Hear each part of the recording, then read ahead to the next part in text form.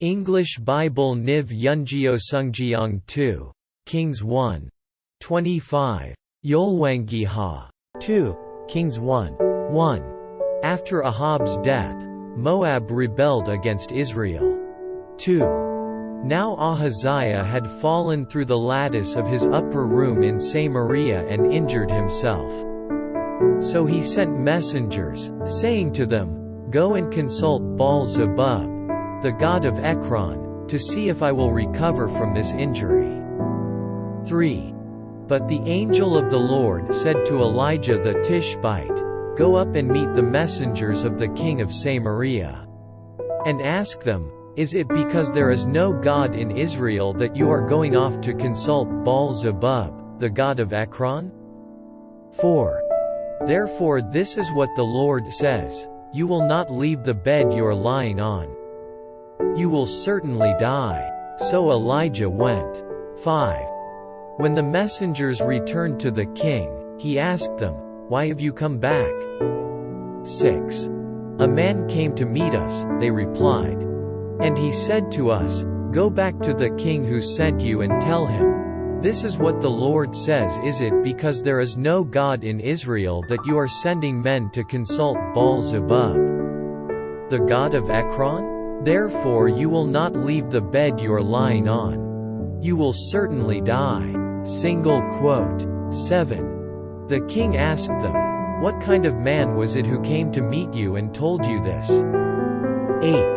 They replied, "He was a man with a garment of hair and with a leather belt around his waist." The king said, "That was Elijah the Tishbite." 9. Then he sent to Elijah a captain with his company of 50 men. The captain went up to Elijah, who was sitting on the top of a hill, and said to him, "Man of God, the king says, come down." 10. Elijah answered the captain, "If I am a man of God, may fire come down from heaven and consume you and your 50 men." Then fire fell from heaven and consumed the captain and his men. 11. At this the king sent to Elijah another captain with his 50 men. The captain said to him, "Man of God, this is what the king says, come down at once." 12. "If I am a man of God," Elijah replied, "may fire come down from heaven and consume you and your 50 men." Then the fire of God fell from heaven and consumed him and his 50 men. 13. So the king sent a third captain with his 50 men. This third captain went up and fell on his knees before Elijah. "Man of God," he begged, "please have respect for my life and the lives of these 50 men, your servants." 14.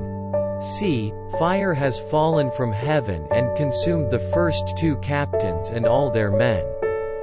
But now have respect for my life." 15. The angel of the Lord said to Elijah, "Go down with him, do not be afraid of him." So Elijah got up and went down with him to the king. 16. He told the king, "This is what the Lord says, is it because there is no God in Israel for you to consult that you have sent messengers to consult Baal-zebub, the god of Ekron? Because you have done this, you will never leave the bed you are lying on. You will certainly die." 17. So he died, according to the word of the Lord that Elijah had spoken. Because Ahaziah had no son, Joram succeeded him as king in the 2nd year of Jehoram son of Jehoshaphat king of Judah. 18. As for all the other events of Ahaziah's reign, and what he did, are they not written in the book of the annals of the kings of Israel? 2 Kings 2. 2 Kings 3. 1. Joram son of Ahab became king of Israel in Samaria in the 18th year of Jehoshaphat king of Judah, and he reigned 12 years. 2. He did evil in the eyes of the Lord, but not as his father and mother had done. He got rid of the sacred stone of Baal that his father had made. 3. Nevertheless he clung to the sins of Jeroboam son of Nebat, which he had caused Israel to commit. He did not turn away from them. 4. Now Mesha king of Moab raised sheep, and he had to supply the king of Israel with 100,000 lambs and with the wool of 100,000 rams. 5. But after Ahab died, the king of Moab rebelled against the king of Israel. 6. So at that time King Joram set out from Samaria and mobilized all Israel. 7. He also sent this message to Jehoshaphat king of Judah: "The king of Moab has rebelled against me. Will you go with me to fight against Moab?" "I will go with you," he replied. "I am as you are, my people as your people, my horses as your horses." 8. By what route shall we attack? He asked.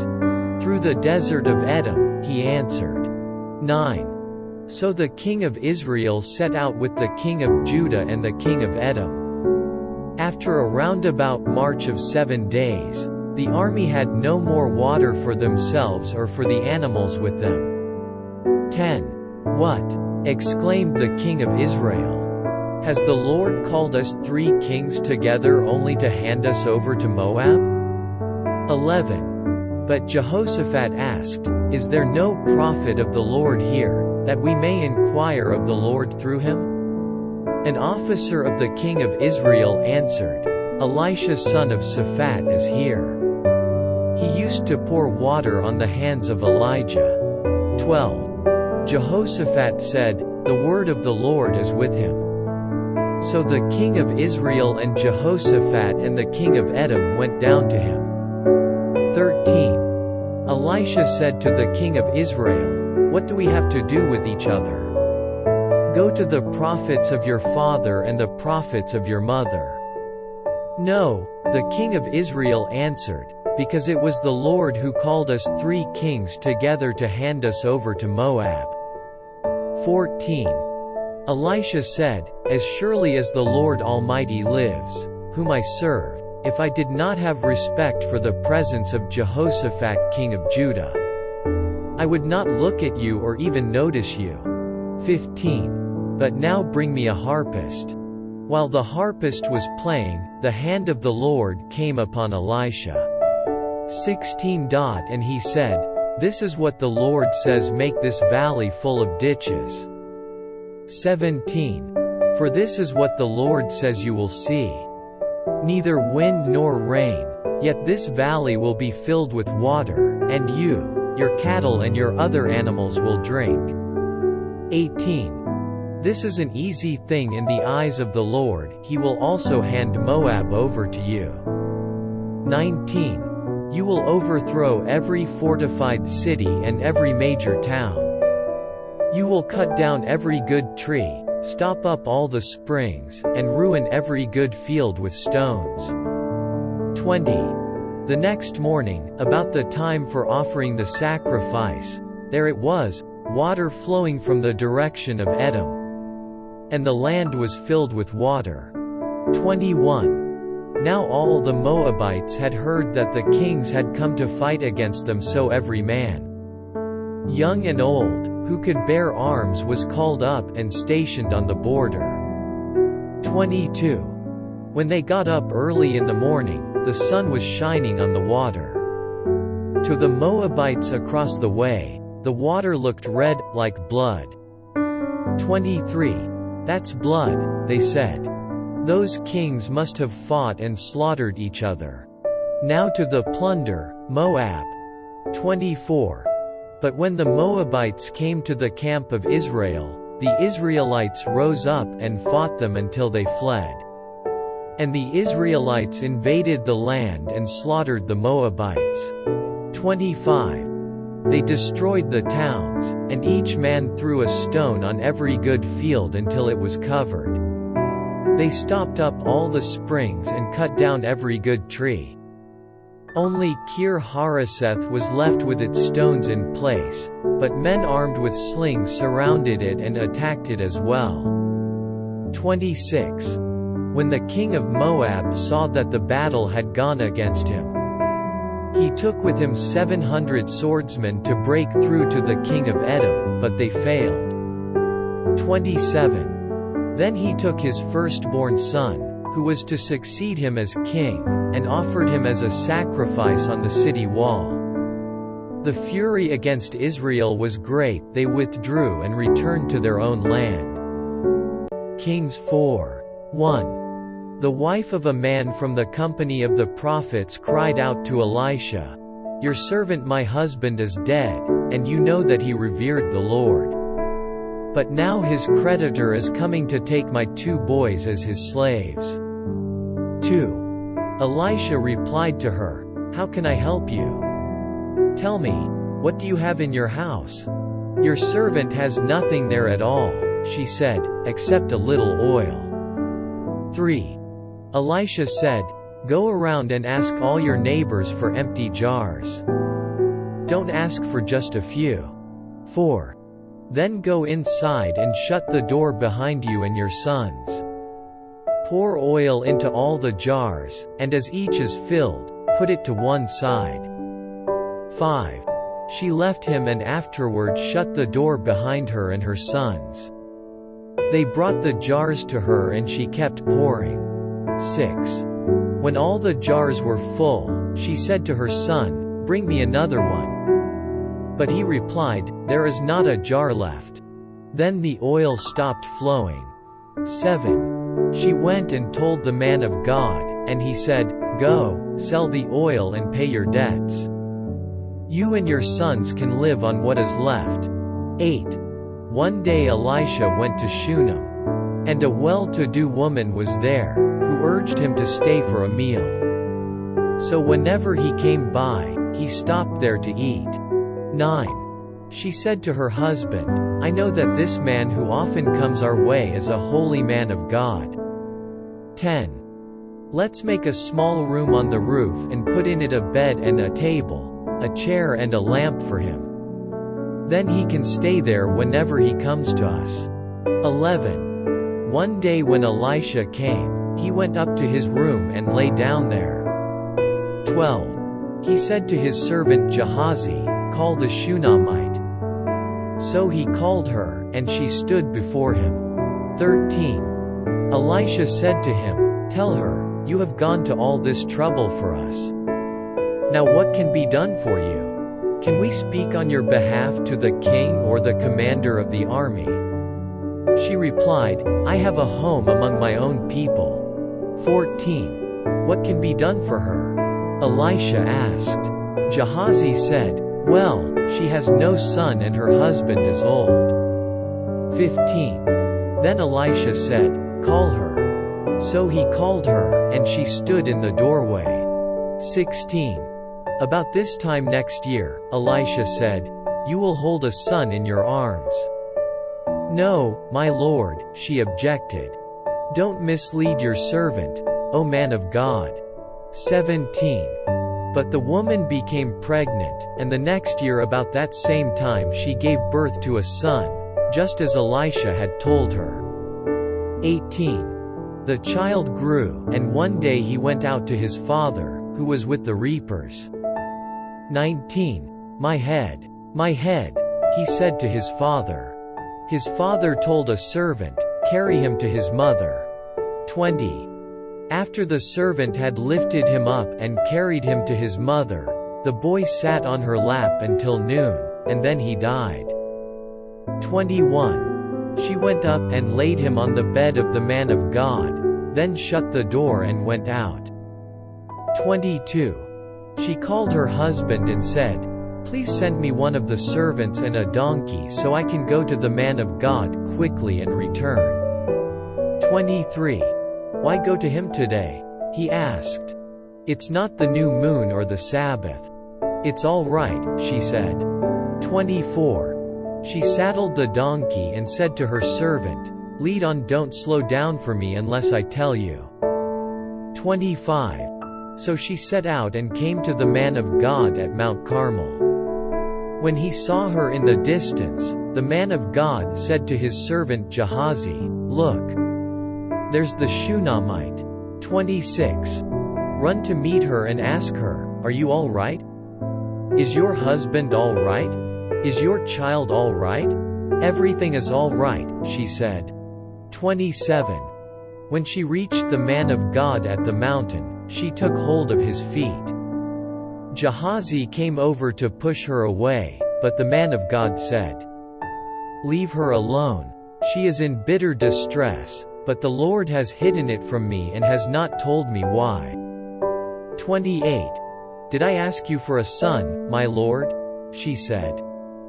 "Didn't I tell you, don't raise my hopes?" 29.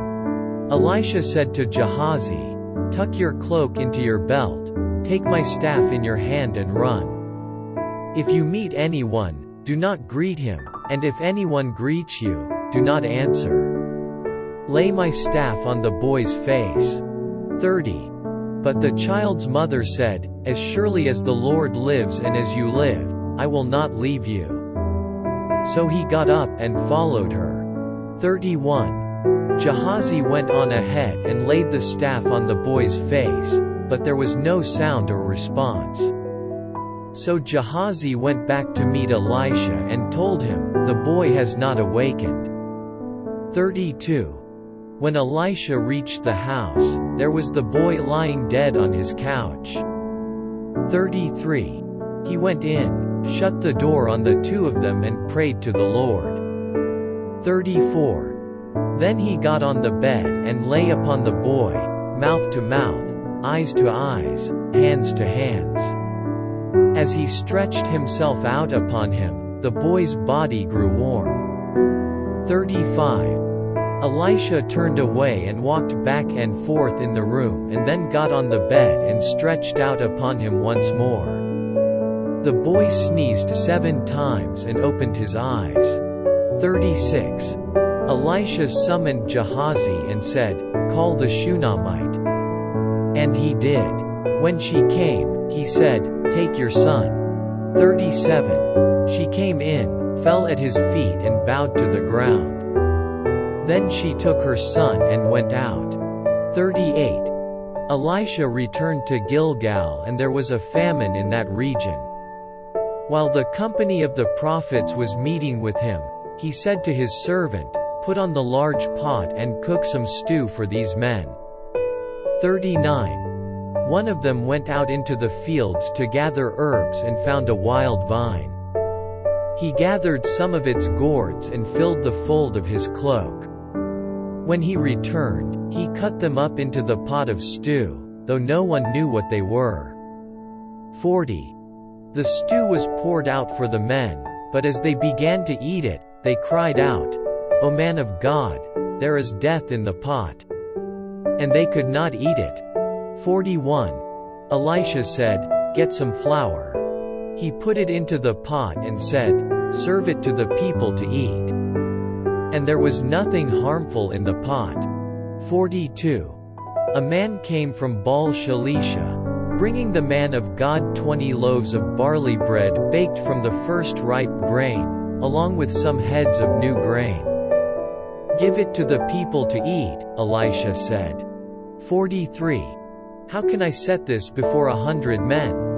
his servant asked. But Elisha answered, "Give it to the people to eat. For this is what the Lord says, they will eat and have some left over." 44. Then he set it before them, and they ate and had some left over, according to the word of the Lord. 2 Kings 5:1. Now Naaman was commander of the army of the king of Aram. He was a great man in the sight of his master and highly regarded, because through him the Lord had given victory to Aram. He was a valiant soldier, but he had leprosy. 2. Now bands from Aram had gone out and had taken captive a young girl from Israel, and she served Naaman's wife. 3. She said to her mistress, "If only my master would see the prophet who is in Samaria. He would cure him of his leprosy." 4. Naaman went to his master and told him what the girl from Israel had said. 5. "By all means, go," the king of Aram replied. I will send a letter to the king of Israel." So Naaman left, taking with him 10 talents of silver, 6,000 shekels of gold and 10 sets of clothing. 6. The letter that he took to the king of Israel read, "With this letter I am sending my servant Naaman to you so that you may cure him of his leprosy." 7. As soon as the king of Israel read the letter, he tore his robes and said, "Am I God? Can I kill and bring back to life? Why does this fellow send someone to me to be cured of his leprosy? See how he is trying to pick a quarrel with me." 8. When Elisha the man of God heard that the king of Israel had torn his robes, he sent him this message, "Why have you torn your robes? Have the man come to me and he will know that there is a prophet in Israel." 9. So Naaman went with his horses and chariots and stopped at the door of Elisha's house. 10. Elisha sent a messenger to say to him, "Go, wash yourself 7 times in the Jordan, and your flesh will be restored and you will be cleansed." 11. But Naaman went away angry and said, "I thought that he would surely come out to me and stand and call on the name of the Lord his God, wave his hand over the spot and cure me of my leprosy." 12. Are not Abana and Pharpar, the rivers of Damascus, better than any of the waters of Israel? Couldn't I wash in them and be cleansed? So he turned and went off in a rage. 13. Naaman's servants went to him and said, "My father, if the prophet had told you to do some great thing, would you not have done it? How much more, then, when he tells you, 'Wash and be cleansed'?"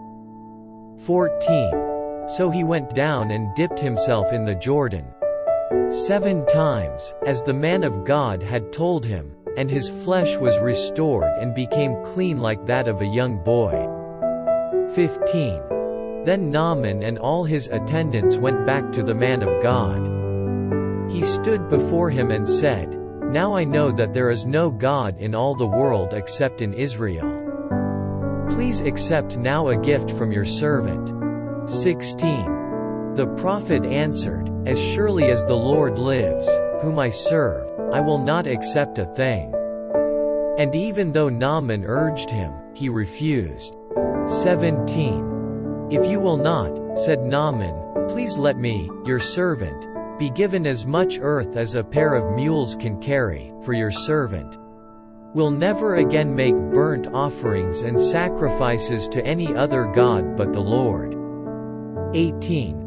"But may the Lord forgive your servant for this one thing when my master enters the temple of Rimmon to bow down. And he is leaning on my arm and I bow there also. When I bow down in the temple of Rimmon, may the Lord forgive your servant for this." 19. "Go in peace," Elisha said, after Naaman had traveled some distance. 20. Gehazi, the servant of Elisha the man of God, said to himself, "My master was too easy on Naaman, this Aramean, by not accepting from him what he brought.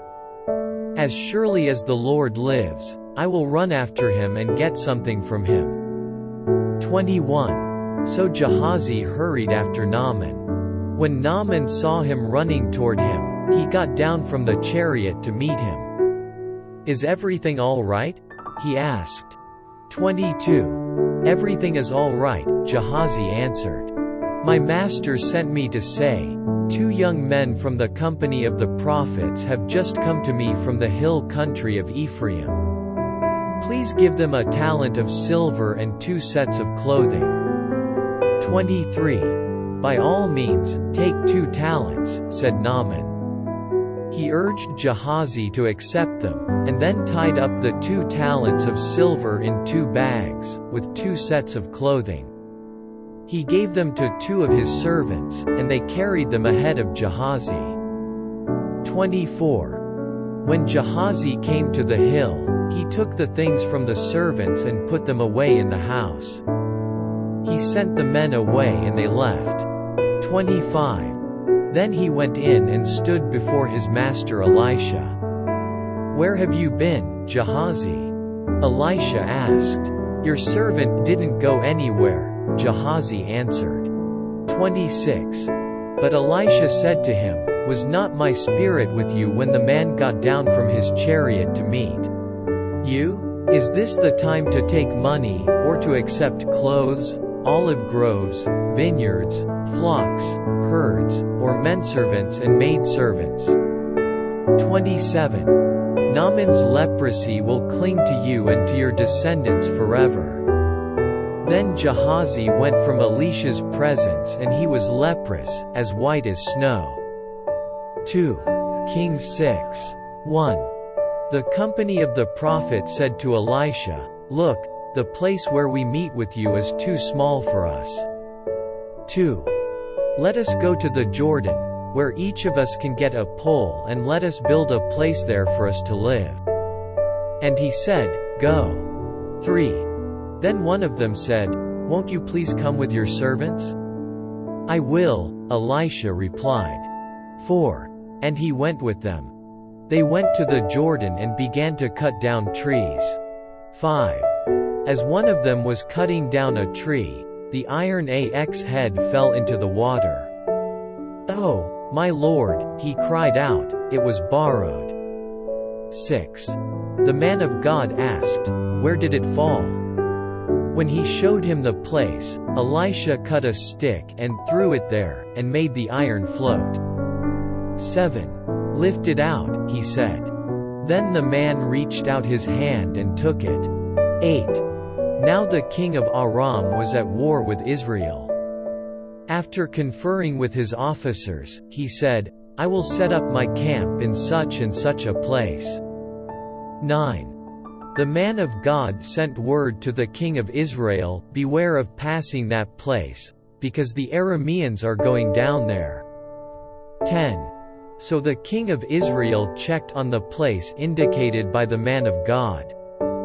Time and again Elisha warned the king, so that he was on his guard in such places. 11. This enraged the king of Aram. He summoned his officers and demanded of them, "Will you not tell me which of us is on the side of the king of Israel?" 12. "None of us, my lord the king," said one of his officers, "but Elisha, the prophet who is in Israel, tells the king of Israel the very words you speak in your bedroom." 13. "Go, find out where he is," the king ordered, "so I can send men and capture him." The report came back, "He is in Dothan." 14. Then he sent horses and chariots and a strong force there. They went by night and surrounded the city. 15. When the servant of the man of God got up and went out early the next morning, an army with horses and chariots had surrounded the city. "Oh, my lord, what shall we do?" the servant asked. 16. "Don't be afraid," the prophet answered. "Those who are with us are more than those who are with them." 17. And Elisha prayed, "O Lord, open his eyes so he may see." Then the Lord opened the servant's eyes, and he looked and saw the hills full of horses and chariots of fire all around Elisha. 18. As the enemy came down toward him, Elisha prayed to the Lord, "Strike these people with blindness." So he struck them with blindness, as Elisha had asked. 19. Elisha told them, "This is not the road and this is not the city. Follow me, and I will lead you to the man you are looking for." And he led them to Samaria. 20. After they entered the city, Elisha said, "Lord, open the eyes of these men so they can see." Then the Lord opened their eyes and they looked, and there they were, inside Samaria. 21. When the king of Israel saw them, he asked Elisha, "Shall I kill them, my father? Shall I kill them?" 22. "Do not kill them," he answered. "Would you kill men you have captured with your own sword or bow? Set food and water before them so that they may eat and drink and then go back to their master." 23. So he prepared a great feast for them, and after they had finished eating and drinking, he sent them away, and they returned to their master. So the bands from Aram stopped raiding Israel's territory. 24. Sometime later, Ben-Hadad king of Aram mobilized his entire army and marched up and laid siege to Samaria. 25. There was a great famine in the city. The siege lasted so long that a donkey head sold for 80 shekels of silver, and a quarter of a cab of seed pods for 5 shekels. 26. As the king of Israel was passing by on the wall, a woman cried to him, "Help me, my lord the king." 27. The king replied, "If the Lord does not help you, where can I get help for you? From the threshing floor? From the winepress?" 28. Then he asked her, "What's the matter?" She answered, "This woman said to me, 'Give up your son so we may eat him today, and tomorrow we'll eat my son.' 29. So we cooked my son and ate him. The next day I said to her, 'Give up your son so we may eat him,' but she had hidden him." 30. When the king heard the woman's words, he tore his robes. As he went along the wall, the people looked, and there, underneath, he had sackcloth on his body. 31. He said, "May God deal with me, be it ever so severely, if the head of Elisha son of Shaphat remains on his shoulders today." 32. Now Elisha was sitting in his house, and the elders were sitting with him. The king sent a messenger ahead, but before he arrived, Elisha said to the elders, "Don't you see how this murderer is sending someone to cut off my head? Look, when the messenger comes, shut the door and hold it shut against him. Is not the sound of his master's footsteps behind him?" 33. While he was still talking to them, the messenger came down to him. And the king said, "This disaster is from the Lord. Why should I wait for the Lord any longer?" 2.Kings 7:1. Elisha said, "Hear the word of the Lord. This is what the Lord says about this time tomorrow. A seah of flour will sell for a shekel and 2 seahs of barley for a shekel at the gate of Samaria." 2. The officer on whose arm the king was leaning said to the man of God, "Look, even if the Lord should open the floodgates of the heavens, could this happen?" "You will see it with your own eyes," answered Elisha, "but you will not eat any of it." 3. Now there were 4 men with leprosy at the entrance of the city gate. They said to each other, "Why stay here until we die? 4. If we say, 'We'll go into the city,' the famine is there, and we will die. And if we stay here, we will die. So let's go over to the camp of the Arameans and surrender. If they spare us, we live. If they kill us, then we die." 5. At dusk they got up and went to the camp of the Arameans. When they reached the edge of the camp, not a man was there. 6. For the Lord had caused the Arameans to hear the sound of chariots and horses and a great army, so that they said to one another, "Look, the king of Israel has hired the Hittite and Egyptian kings to attack us." 7. So they got up and fled in the dusk and abandoned their tents and their horses and donkeys. They left the camp as it was and ran for their lives. 8. The men who had leprosy reached the edge of the camp and entered one of the tents. They ate and drank, and carried away silver, gold and clothes, and went off and hid them. They returned and entered another tent and took some things from it and hid them also. 9. Then they said to each other, "We're not doing right. This is a day of good news and we are keeping it to ourselves. If we wait until daylight, punishment will overtake us. Let's go at once and report this to the royal palace." 10. So they went and called out to the city gatekeepers and told them, "We went into the Aramean camp and not a man was there, not a sound of anyone. Only tethered horses and donkeys, and the tents left just as they were." 11. The gatekeepers shouted the news, and it was reported within the palace. 12. The king got up in the night and said to his officers, "I will tell you what the Arameans have done to us. They know we are starving, so they have left the camp to hide in the countryside, thinking, they will surely come out. And then we will take them alive and get into the city." 13. One of his officers answered, "Have some men take 5 of the horses that are left in the city. Their plight will be like that of all the Israelites left here. Yes, they will only be like all these Israelites who are doomed. So let us send them to find out what happened." 14. So they selected 2 chariots with their horses, and the king sent them after the Aramean army. He commanded the drivers, "Go and find out what has happened." 15. They followed them as far as the Jordan. And they found the whole road strewn with the clothing and equipment the Arameans had thrown away in their headlong flight. So the messengers returned and reported to the king. 16. Then the people went out and plundered the camp of the Arameans. So a seah of flour sold for a shekel, and 2 seahs of barley sold for a shekel, as the Lord had said. 17. Now the king had put the officer on whose arm he leaned in charge of the gate. And the people trampled him in the gateway, and he died, just as the man of God had foretold when the king came down to his house. 18.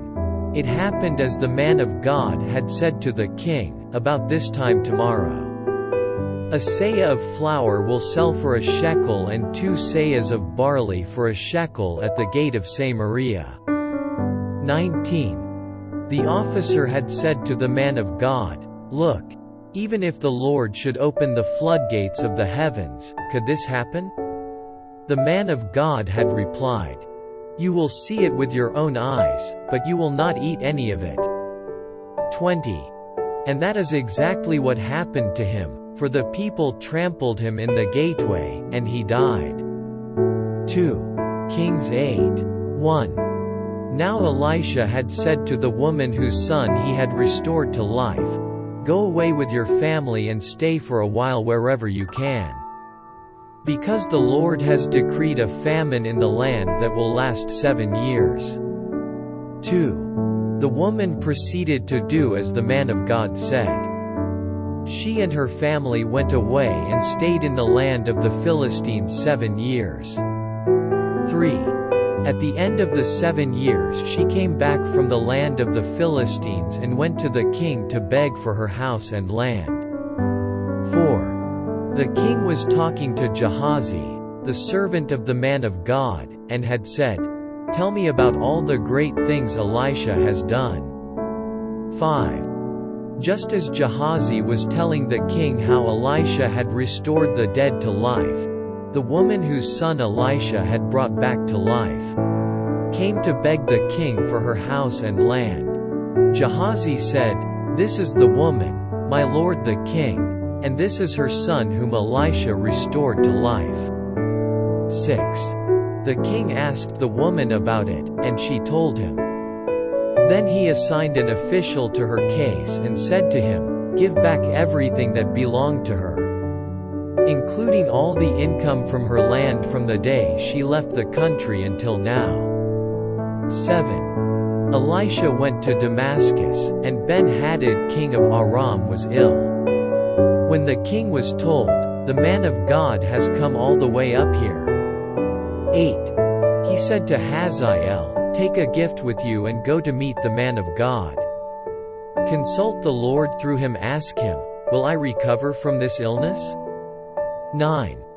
Hazael went to meet Elisha, taking with him as a gift 40 camel loads of all the finest wares of Damascus. He went in and stood before him, and said, Your son Ben-Hadad king of Aram has sent me to ask, will I recover from this illness? 10. Elisha answered, Go and say to him, you will certainly recover. But the Lord has revealed to me that he will in fact die. 11. He stared at him with a fixed gaze until Hazael felt ashamed. Then the man of God began to weep. 12. Why is my Lord weeping? Asked Hazael. Because I know the harm you will do to the Israelites, he answered. You will set fire to their fortified places, kill their young men with the sword, dash their little children to the ground, and rip open their pregnant women. 13. Hazael said, How could your servant, a mere dog, accomplish such a feat? The Lord has shown me that you will become king of Aram, answered Elisha. 14. Then Hazael left Elisha and returned to his master. When Ben-Hadad asked, What did Elisha say to you? Hazael replied, He told me that you would certainly recover. 15. But the next day he took a thick cloth, soaked it in water and spread it over the king's face, so that he died. Then Hazael succeeded him as king. 16. In the 5th year of Joram son of Ahab king of Israel, when Jehoshaphat was king of Judah, Jehoram son of Jehoshaphat began his reign as king of Judah. 17. He was 32 years old when he became king, and he reigned in Jerusalem 8 years. 18. He walked in the ways of the kings of Israel, as the house of Ahab had done, for he married a daughter of Ahab. He did evil in the eyes of the Lord. 19. Nevertheless, for the sake of his servant David, the Lord was not willing to destroy Judah. He had promised to maintain a lamp for David and his descendants forever. 20. In the time of Jehoram, Edom rebelled against Judah and set up its own king. 21. So Jehoram went to Zair with all his chariots. The Edomites surrounded him and his chariot commanders, but he rose up and broke through by night. His army, however, fled back home. 22. To this day Edom has been in rebellion against Judah. Libnah revolted at the same time. 23. As for the other events of Jehoram's reign, and all he did, are they not written in the book of the annals of the kings of Judah? 24. Jehoram rested with his fathers and was buried with them in the city of David. And Ahaziah his son succeeded him as king. 25. In the 12th year of Joram son of Ahab king of Israel, Ahaziah son of Jehoram king of Judah began to reign. 26. Ahaziah was 22 years old when he became king, and he reigned in Jerusalem 1 year. His mother's name was Athaliah, a granddaughter of Omri king of Israel. 27. He walked in the ways of the house of Ahab and did evil in the eyes of the Lord, as the house of Ahab had done, for he was related by marriage to Ahab's family. 28.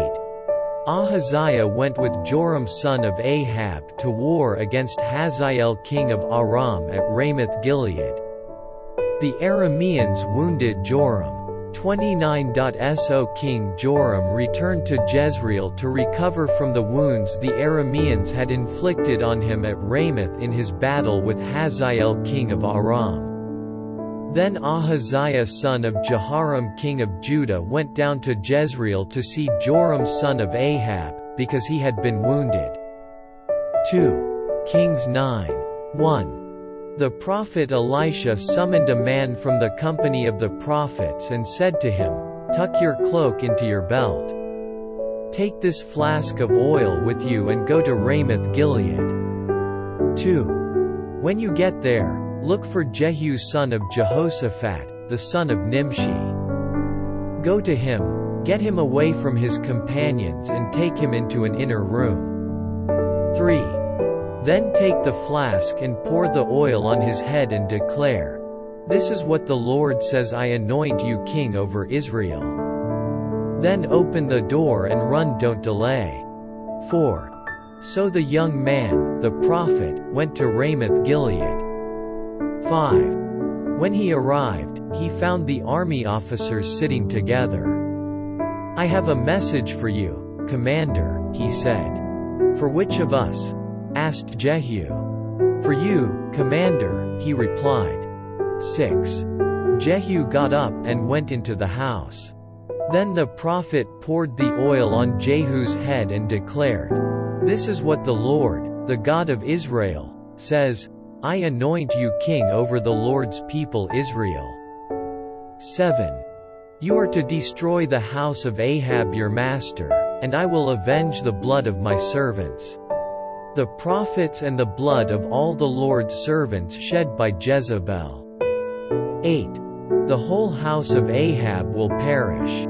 I will cut off from Ahab every last male in Israel, slave or free. 9. I will make the house of Ahab like the house of Jeroboam son of Nebat, and like the house of Baasha son of Ahijah. 10. As for Jezebel, dogs will devour her on the plot of ground at Jezreel, and no one will bury her. Then he opened the door and ran. 11. When Jehu went out to his fellow officers, one of them asked him, "Is everything all right? Why did this madman come to you? You know the man and the sort of things he says." Jehu replied. 12. "That's not true," they said. "Tell us." Jehu said, "Here is what he told me. This is what the Lord says, I anoint you king over Israel." 13. They hurried and took their cloaks and spread them under him on the bare steps.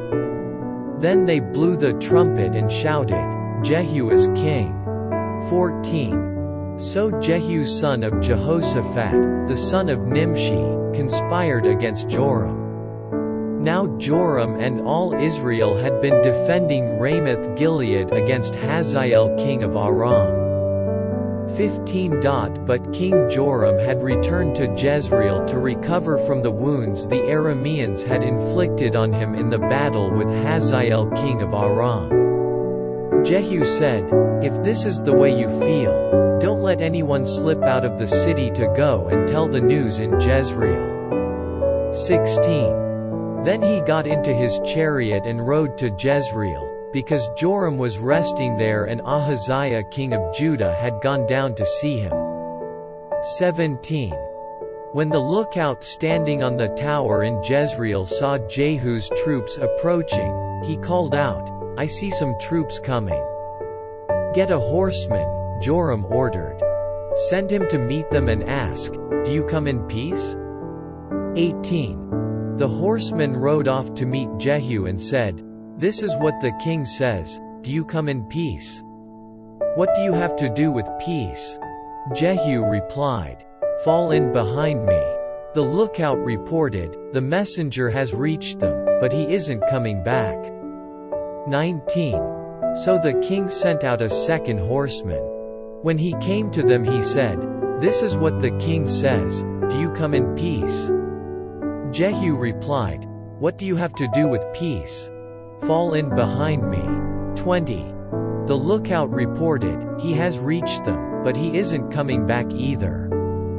The driving is like that of Jehu son of Nimshi, he drives like a madman. 21. Hitch up my chariot, Joram ordered.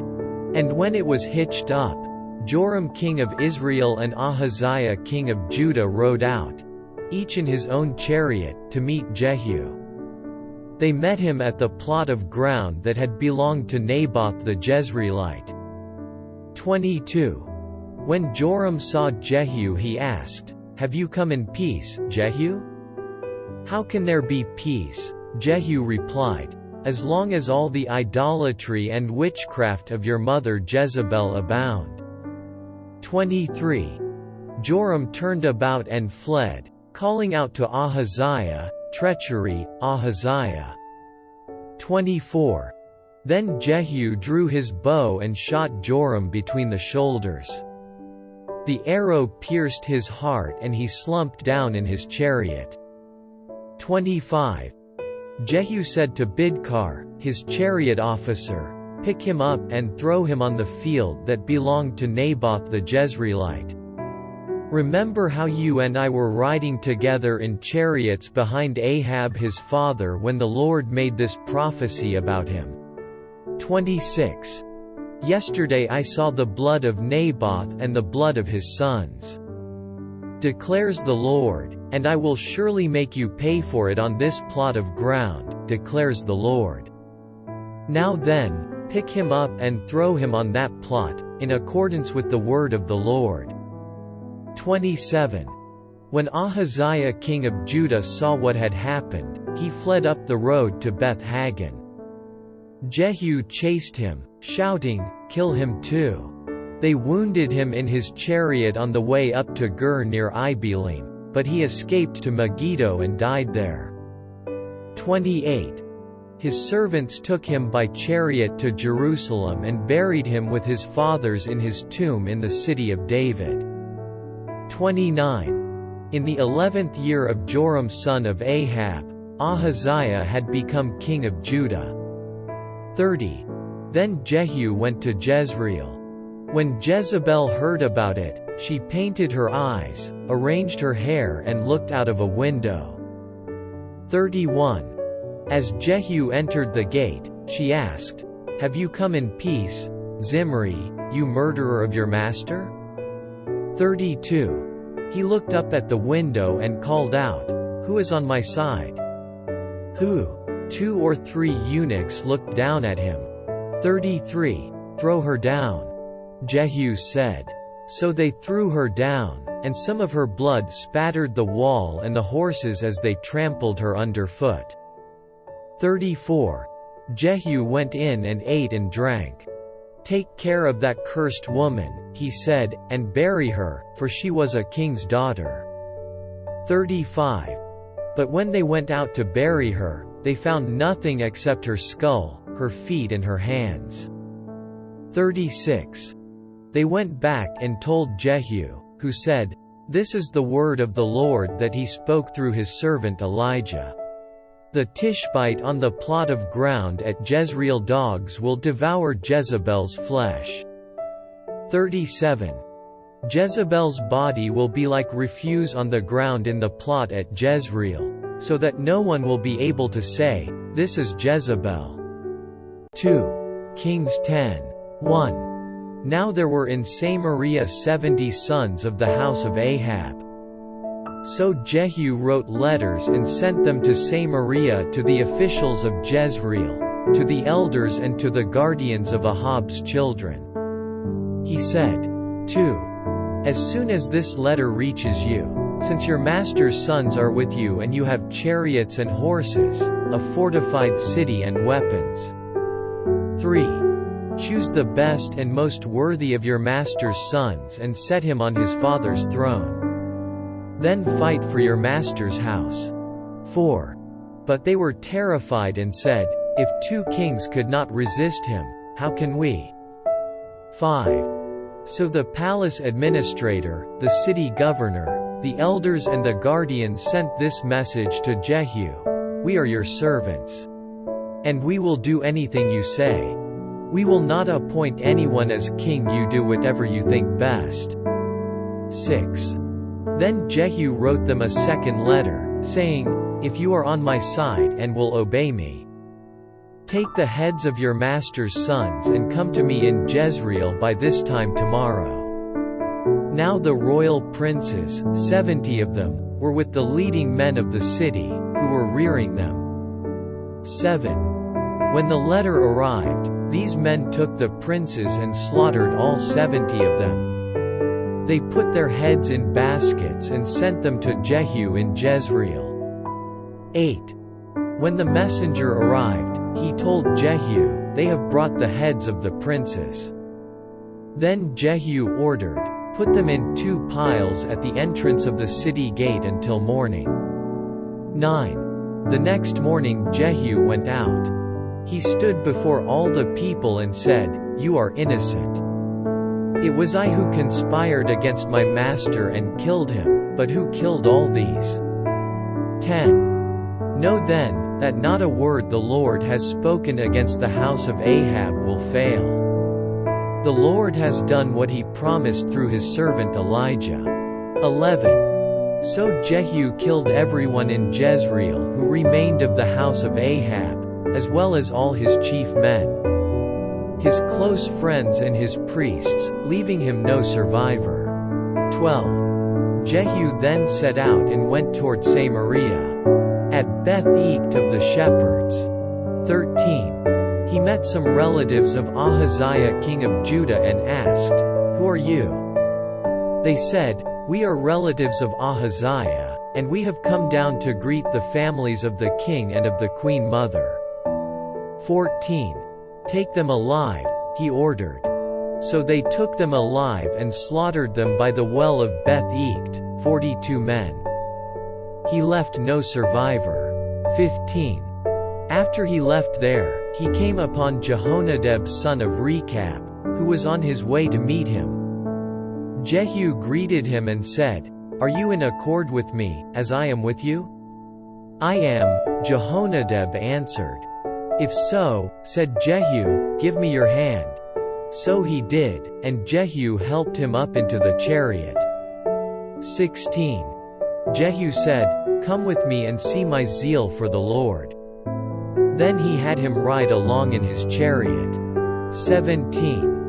When Jehu came to Samaria, he killed all who were left there of Ahab's family. He destroyed them, according to the word of the Lord spoken to Elijah. 18. Then Jehu brought all the people together and said to them, "Ahab served Baal a little, Jehu will serve him much." 19. Now summon all the prophets of Baal, all his ministers and all his priests. See that no one is missing, because I am going to hold a great sacrifice for Baal. Anyone who fails to come will no longer live. But Jehu was acting deceptively in order to destroy the ministers of Baal. 20. Jehu said, "Call an assembly in honor of Baal." So they proclaimed it. 21. Then he sent word throughout Israel, and all the ministers of Baal came, not one stayed away. They crowded into the temple of Baal until it was full from one end to the other. 22. And Jehu said to the keeper of the wardrobe, "Bring robes for all the ministers of Baal." So he brought out robes for them. 23. Then Jehu and Jehonadab son of Rechab went into the temple of Baal. Jehu said to the ministers of Baal, "Look around and see that no servants of the Lord are here with you, only ministers of Baal." 24. So they went in to make sacrifices and burnt offerings. Now Jehu had posted 80 men outside with this warning, "If one of you lets any of the men I am placing in your hands escape, it will be your life for his life." 25.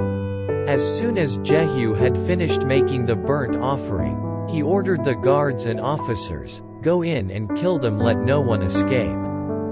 So they cut them down with the sword. The guards and officers threw the bodies out and then entered the inner shrine of the temple of Baal. 26. They brought the sacred stone out of the temple of Baal and burned it. 27. They demolished the sacred stone of Baal and tore down the temple of Baal, and people have used it for a latrine to this day. 28. So Jehu destroyed Baal worship in Israel. 29. However, he did not turn away from the sins of Jeroboam son of Nebat, which he had caused Israel to commit, the worship of the golden calves at Bethel and Dan. 30. The Lord said to Jehu, "Because you have done well in accomplishing what is right in my eyes and have done to the house of Ahab all I had in mind to do, your descendants will sit on the throne of Israel to the 4th generation." 31. Yet Jehu was not careful to keep the law of the Lord, the God of Israel, with all his heart. He did not turn away from the sins of Jeroboam, which he had caused Israel to commit. 32. In those days the Lord began to reduce the size of Israel. Hazael overpowered the Israelites throughout their territory. 33. East of the Jordan in all the land of Gilead, the region of Gad, Reuben and Manasseh, from Aroer by the Arnon Gorge through Gilead to Bashan. 34. As for the other events of Jehu's reign, all he did, and all his achievements, are they not written in the book of the annals of the kings of Israel? 35. Jehu rested with his fathers and was buried in Samaria.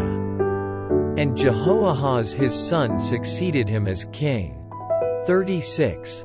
The time that Jehu reigned over Israel in Samaria was 28 years.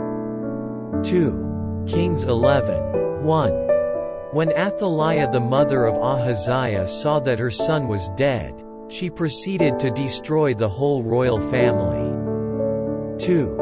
But Jehosheba, the daughter of King Jehoram and sister of Ahaziah, took Joash son of Ahaziah and stole him away from among the royal princes, who were about to be murdered.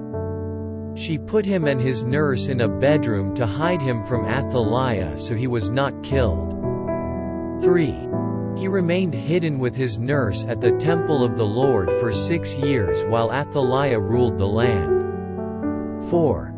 In the 7th year Jehoiada sent for the commanders of units of 100, the Kerites and the guards, and had them brought to him at the temple of the Lord.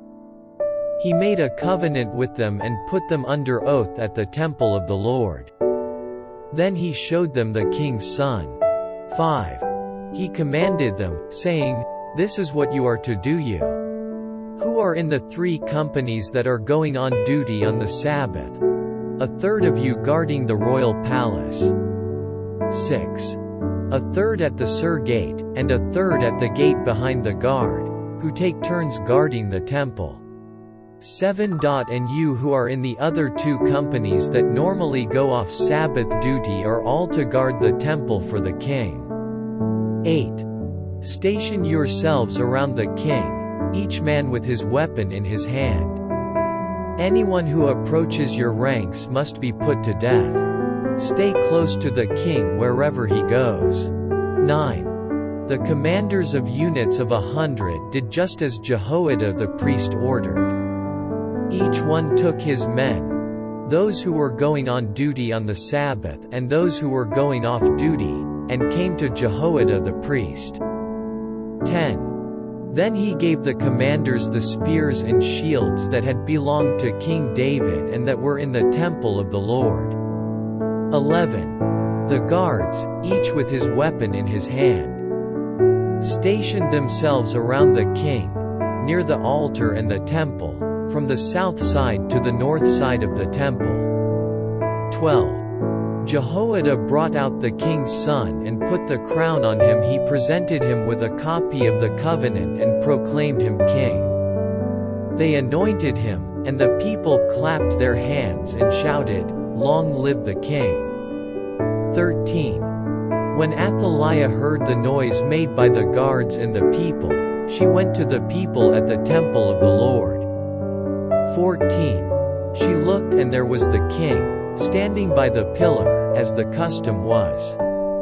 The officers and the trumpeters were beside the king, and all the people of the land were rejoicing and blowing trumpets.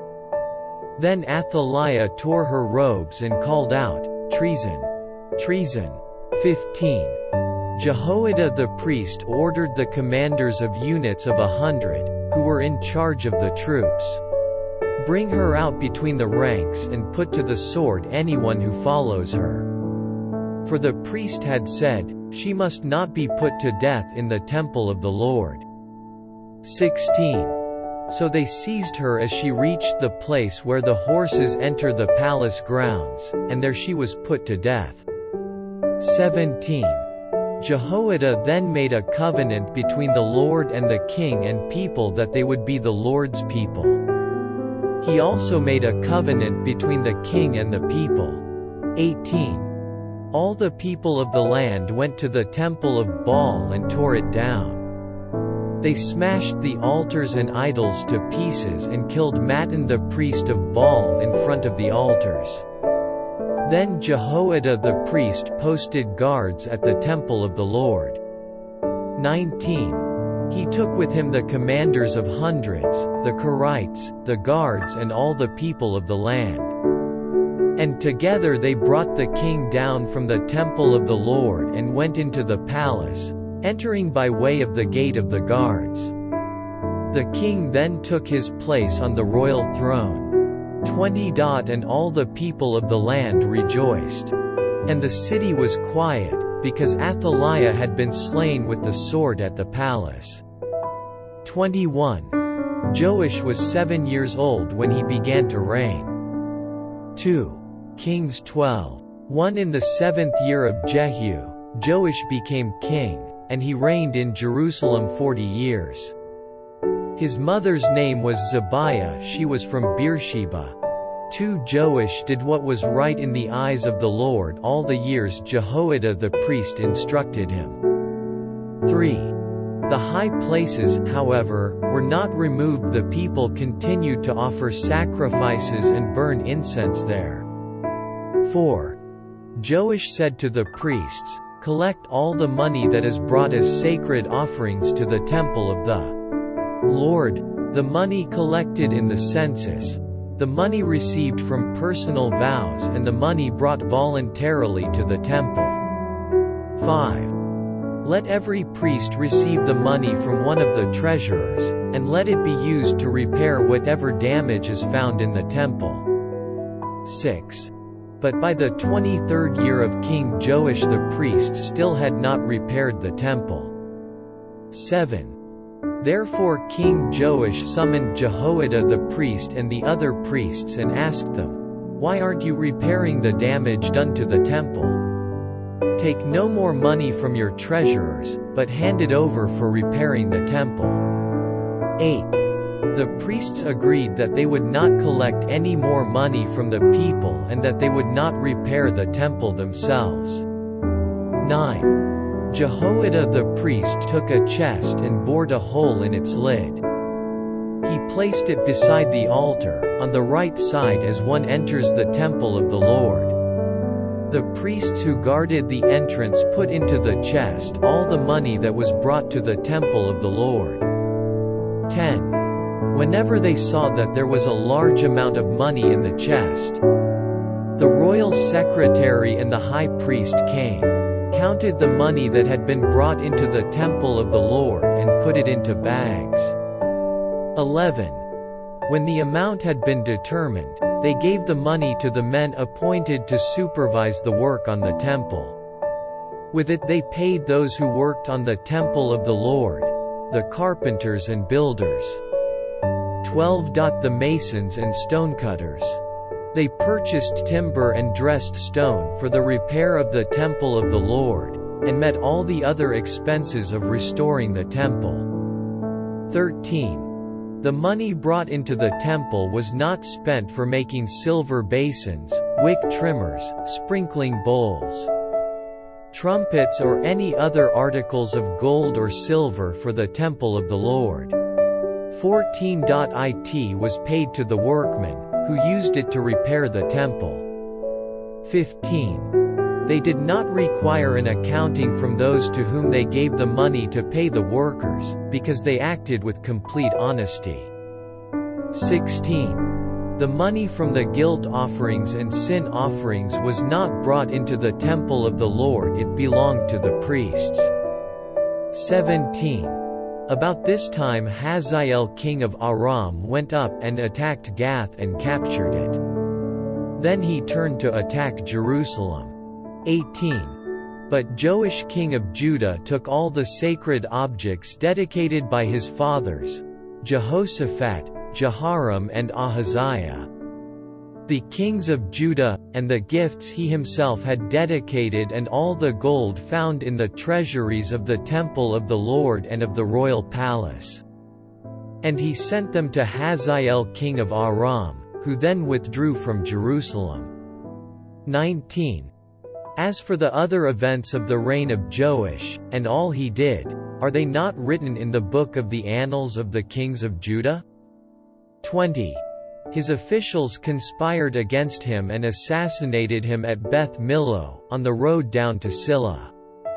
21. The officials who murdered him were Jozabad son of Shimith and Jehozabad son of Shomer. He died and was buried with his fathers in the city of David. And Amaziah his son succeeded him as king. 2 Kings 13:1. In the 23rd year of Joash son of Ahaziah king of Judah, Jehoahaz son of Jehu became king of Israel in Samaria, and he reigned 17 years. 2. He did evil in the eyes of the Lord by following the sins of Jeroboam son of Nebat, which he had caused Israel to commit, and he did not turn away from them. 3.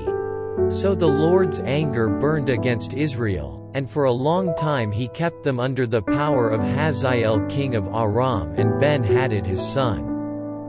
4. Then Jehoahaz sought the Lord's favor, and the Lord listened to him, for he saw how severely the king of Aram was oppressing Israel.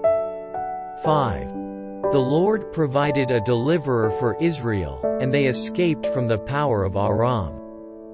So the Israelites lived in their own homes as they had before. 6. But they did not turn away from the sins of the house of Jeroboam, which he had caused Israel to commit. They continued in them. Also, the Asherah pole remained standing in Samaria. 7 Nothing had been left of the army of Jehoahaz except 50 horsemen. 10 chariots and 10,000 foot soldiers, for the king of Aram had destroyed the rest and made them like the dust at threshing time. 8. As for the other events of the reign of Jehoahaz, all he did and his achievements, are they not written in the book of the annals of the kings of Israel? 9. Jehoahaz rested with his fathers and was buried in Samaria. And Jehoash his son succeeded him as king. 10. In the 37th year of Joash king of Judah, Jehoash son of Jehoahaz became king of Israel in Samaria, and he reigned 16 years. 11. He did evil in the eyes of the Lord and did not turn away from any of the sins of Jeroboam son of Nebat, which he had caused Israel to commit. He continued in them. 12. As for the other events of the reign of Jehoash, all he did and his achievements, including his war against Amaziah king of Judah, are they not written in the book of the annals of the kings of Israel? 13. Jehoash rested with his fathers, and Jeroboam succeeded him on the throne. Jehoash was buried in Samaria with the kings of Israel. 14. Now Elisha was suffering from the illness from which he died. Jehoash king of Israel went down to see him and wept over him. My father, he cried. The chariots and horsemen of Israel. 15. Elisha said, Get a bow and some arrows, and he did so. 16. Take the bow in your hands, he said to the king of Israel. When he had taken it, Elisha put his hands on the king's hands. 17. Open the east window, he said, and he opened it. Shoot, Elisha said, and he shot. The Lord's arrow of victory, the arrow of victory over Aram. Elisha declared, You will completely destroy the Arameans at Aphek. 18. Then he said, Take the arrows, and the king took them. Elisha told him, Strike the ground. He struck it 3 times and stopped. 19. The man of God was angry with him and said, You should have struck the ground 5 or 6 times. Then you would have defeated Aram and completely destroyed it. But now you will defeat it only 3 times. 20. Elisha died and was buried. Now Moabite raiders used to enter the country every spring. 21. Once while some Israelites were burying a man, suddenly they saw a band of raiders, so they threw the man's body into Elisha's tomb. When the body touched Elisha's bones, the man came to life and stood up on his feet. 22. Hazael king of Aram oppressed Israel throughout the reign of Jehoahaz. 23. But the Lord was gracious to them and had compassion and showed concern for them because of his covenant with Abraham, Isaac and Jacob. To this day he has been unwilling to destroy them or banish them from his presence. 24. Hazael king of Aram died, and Ben-Hadad his son succeeded him as king. 25. Then Jehoash son of Jehoahaz recaptured from Ben-Hadad son of Hazael the towns he had taken in battle from his father Jehoahaz. 3 times Jehoash defeated him, and so he recovered the Israelite towns. 2 Kings 14:1. In the 2nd year of Jehoash son of Jehoahaz king of Israel, Amaziah son of Joash king of Judah began to reign. 2. He was 25 years old when he became king, and he reigned in Jerusalem 29 years. His mother's name was Jehoaddin, she was from Jerusalem. 3. He did what was right in the eyes of the Lord, but not as his father David had done. In everything he followed the example of his father Joash. 4. The high places, however, were not removed. The people continued to offer sacrifices and burn incense there. 5. After the kingdom was firmly in his grasp, he executed the officials who had murdered his father the king. 6. Yet he did not put the sons of the assassins to death, in accordance with what is written in the book of the law of Moses, where the Lord commanded, "Fathers shall not be put to death for their children, nor children put to death for their fathers, each is to die for his own sins." 7. He was the one who defeated 10,000 Edomites in the valley of Salt and captured Selah in battle, calling it Joktheel, the name it has to this day. 8. Then Amaziah sent messengers to Jehoash son of Jehoahaz, the son of Jehu, king of Israel, with the challenge, "Come, meet me face to face." 9. But Jehoash king of Israel replied to Amaziah king of Judah. A thistle in Lebanon sent a message to a cedar in Lebanon, "Give your daughter to my son in marriage." Then a wild beast in Lebanon came along and trampled the thistle underfoot. 10. You have indeed defeated Edom, and now you are arrogant. Glory in your victory, but stay at home. Why ask for trouble and cause your own downfall and that of Judah also? 11. Amaziah, however, would not listen, so Jehoash king of Israel attacked. He and Amaziah king of Judah faced each other at Beth Shemesh in Judah. 12. Judah was routed by Israel, and every man fled to his home. 13. Jehoash king of Israel captured Amaziah king of Judah, the son of Joash, the son of Ahaziah, at Beth Shemesh. Then Jehoash went to Jerusalem and broke down the wall of Jerusalem from the Ephraim gate to the corner gate, a section about 600 feet long. 14.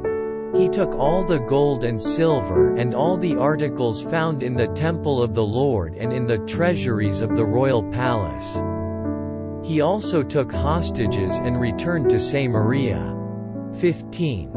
As for the other events of the reign of Jehoash, what he did and his achievements, including his war against Amaziah king of Judah, are they not written in the book of the annals of the kings of Israel? 16. Jehoash rested with his fathers and was buried in Samaria with the kings of Israel. And Jeroboam his son succeeded him as king. 17. Amaziah son of Joash king of Judah lived for 15 years after the death of Jehoash son of Jehoahaz king of Israel. 18. As for the other events of Amaziah's reign, are they not written in the book of the annals of the kings of Judah? 19.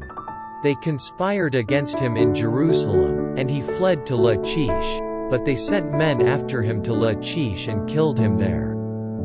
20. He was brought back by horse and was buried in Jerusalem with his fathers, in the city of David. 21. Then all the people of Judah took Azariah, who was 16 years old, and made him king in place of his father Amaziah. 22. He was the one who rebuilt Elath and restored it to Judah after Amaziah rested with his fathers. 23. In the 15th year of Amaziah son of Joash king of Judah, Jeroboam son of Jehoash king of Israel became king in Samaria, and he reigned 41 years. 24. He did evil in the eyes of the Lord and did not turn away from any of the sins of Jeroboam son of Nebat, which he had caused Israel to commit. 25. He was the one who restored the boundaries of Israel from Labo-Hamath to the sea of the Arabah, in accordance with the word of the Lord. The God of Israel, spoken through his servant Jonah son of Amittai, the prophet from Gath-Hepher. 26. The Lord had seen how bitterly everyone in Israel, whether slave or free, was suffering. There was no one to help them. 27. And since the Lord had not said he would blot out the name of Israel from under heaven, he saved them by the hand of Jeroboam son of Jehoash. 28. As for the other events of Jeroboam's reign, all he did, and his military achievements, including how he recovered for Israel both Damascus and Hamath, which had belonged to Yaudi, are they not written in the book of the annals of the kings of Israel? 29. Jeroboam rested with his fathers, the kings of Israel. And Zechariah his son succeeded him as king. 2 Kings 15:1. In the 27th year of Jeroboam king of Israel, Azariah son of Amaziah king of Judah began to reign. 2. He was 16 years old when he became king, and he reigned in Jerusalem 52 years. His mother's name was Jecholiah, she was from Jerusalem. 3. He did what was right in the eyes of the Lord, just as his father Amaziah had done. 4. The high places, however, were not removed. The people continued to offer sacrifices and burn incense there. 5. The Lord afflicted the king with leprosy until the day he died, and he lived in a separate house.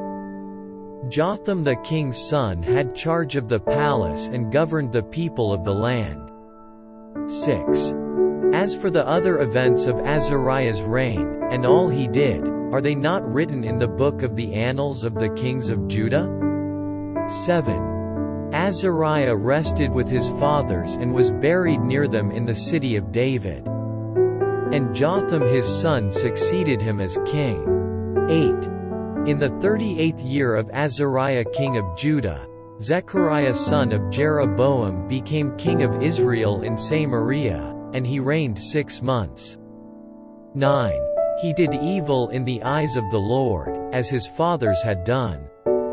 He did not turn away from the sins of Jeroboam son of Nebat, which he had caused Israel to commit. 10. Shallum son of Jabesh conspired against Zechariah. He attacked him in front of the people, assassinated him and succeeded him as king. 11. The other events of Zechariah's reign are written in the book of the annals of the kings of Israel. 12. So the word of the Lord spoken to Jehu was fulfilled: "Your descendants will sit on the throne of Israel to the 4th generation." 13. Shallum son of Jabesh became king in the 39th year of Uzziah king of Judah, and he reigned in Samaria 1 month. 14. Then Menahem son of Gadi went from Tirzah up to Samaria. He attacked Shallum son of Jabesh in Samaria, assassinated him and succeeded him as king. 15. The other events of Shallum's reign, and the conspiracy he led, are written in the book of the Annals of the Kings of Israel. 16. At that time Menahem, starting out from Tirzah, attacked Tifsah and everyone in the city and its vicinity, because they refused to open their gates. He sacked Tifsah and ripped open all the pregnant women. 17. In the 39th year of Azariah king of Judah, Menahem son of Gadi became king of Israel, and he reigned in Samaria 10 years. 18. He did evil in the eyes of the Lord. During his entire reign he did not turn away from the sins of Jeroboam son of Nebat, which he had caused Israel to commit. 19. Then Pul king of Assyria invaded the land, and Menahem gave him 1,000 talents of silver to gain his support and strengthen his own hold on the kingdom. 20. Menahem exacted this money from Israel. Every wealthy man had to contribute 50 shekels of silver to be given to the king of Assyria. So the king of Assyria withdrew and stayed in the land no longer. 21. As for the other events of Menahem's reign, and all he did, are they not written in the book of the Annals of the Kings of Israel? 22. Menahem rested with his fathers, and Pekahiah his son succeeded him as king. 23. In the 50th year of Azariah king of Judah, Pekahiah son of Menahem became king of Israel in Samaria, and he reigned 2 years. 24. Pekahiah did evil in the eyes of the Lord. He did not turn away from the sins of Jeroboam son of Nebat, which he had caused Israel to commit. 25. One of his chief officers, Pekah son of Remaliah, conspired against him. Taking 50 men of Gilead with him, he assassinated Pekahiah, along with Argob and Ariah, in the citadel of the royal palace at Samaria. So Pekah killed Pekahiah and succeeded him as king. 26. The other events of Pekahiah's reign, and all he did, are written in the book of the Annals of the Kings of Israel. 27. In the 52nd year of Azariah king of Judah, Pekah son of Remaliah became king of Israel in Samaria, and he reigned 20 years. 28. He did evil in the eyes of the Lord. He did not turn away from the sins of Jeroboam son of Nebat, which he had caused Israel to commit. 29. In the time of Pekah king of Israel, Tiglath-Pileser king of Assyria came and took Ijon, Abel Beth-Maachah, Genoa, Kadesh and Hazor. He took Gilead and Galilee, including all the land of Naphtali, and deported the people to Assyria. 30. Then Hoshea son of Elah conspired against Pekah son of Remaliah. He attacked and assassinated him, and then succeeded him as king in the 20th year of Jotham son of Uzziah. 31. As for the other events of Pekah's reign, and all he did, are they not written in the book of the Annals of the Kings of Israel? 32. In the 2nd year of Pekah son of Remaliah king of Israel, Jotham son of Uzziah king of Judah began to reign. 33. He was 25 years old when he became king, and he reigned in Jerusalem 16 years. His mother's name was Jerusha daughter of Zadok. 34. He did what was right in the eyes of the Lord, just as his father Uzziah had done. 35. The high places, however, were not removed. The people continued to offer sacrifices and burn incense there. Jotham rebuilt the upper gate of the temple of the Lord. 36. As for the other events of Jotham's reign, and what he did, are they not written in the book of the annals of the kings of Judah? 37. In those days the Lord began to send Rezin king of Aram and Pekah son of Remaliah against Judah. 38. Jotham rested with his fathers and was buried with them in the city of David, the city of his father. And Ahaz his son succeeded him as king. Kings 16. 1. In the 17th year of Pekah son of Remaliah, Ahaz son of Jotham king of Judah began to reign. 2. Ahaz was 20 years old when he became king, and he reigned in Jerusalem 16 years. Unlike David his father, he did not do what was right in the eyes of the Lord his God. 3. He walked in the ways of the kings of Israel and even sacrificed his son in the fire. Following the detestable ways of the nations the Lord had driven out before the Israelites. 4. He offered sacrifices and burned incense at the high places, on the hilltops and under every spreading tree. 5. Then Rezin king of Aram and Pekah son of Remaliah king of Israel marched up to fight against Jerusalem and besieged Ahaz, but they could not overpower him. 6. At that time, Rezin king of Aram recovered Elath for Aram by driving out the men of Judah. Edomites then moved into Elath and have lived there to this day. 7. Ahaz sent messengers to say to Tiglath-Pileser king of Assyria, I am your servant and vassal. Come up and save me out of the hand of the king of Aram and of the king of Israel, who are attacking me. 8. And Ahaz took the silver and gold found in the temple of the Lord and in the treasuries of the royal palace and sent it as a gift to the king of Assyria. 9. The king of Assyria complied by attacking Damascus and capturing it.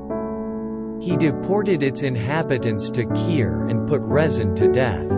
10. Then King Ahaz went to Damascus to meet Tiglath-Pileser king of Assyria. He saw an altar in Damascus and sent to Uriah the priest a sketch of the altar, with detailed plans for its construction. 11. So Uriah the priest built an altar in accordance with all the plans that King Ahaz had sent from Damascus and finished it before King Ahaz returned. 12. When the king came back from Damascus and saw the altar, he approached it and presented offerings on it. 13. He offered up his burnt offering and grain offering, poured out his drink offering, and sprinkled the blood of his fellowship offerings on the altar. 14.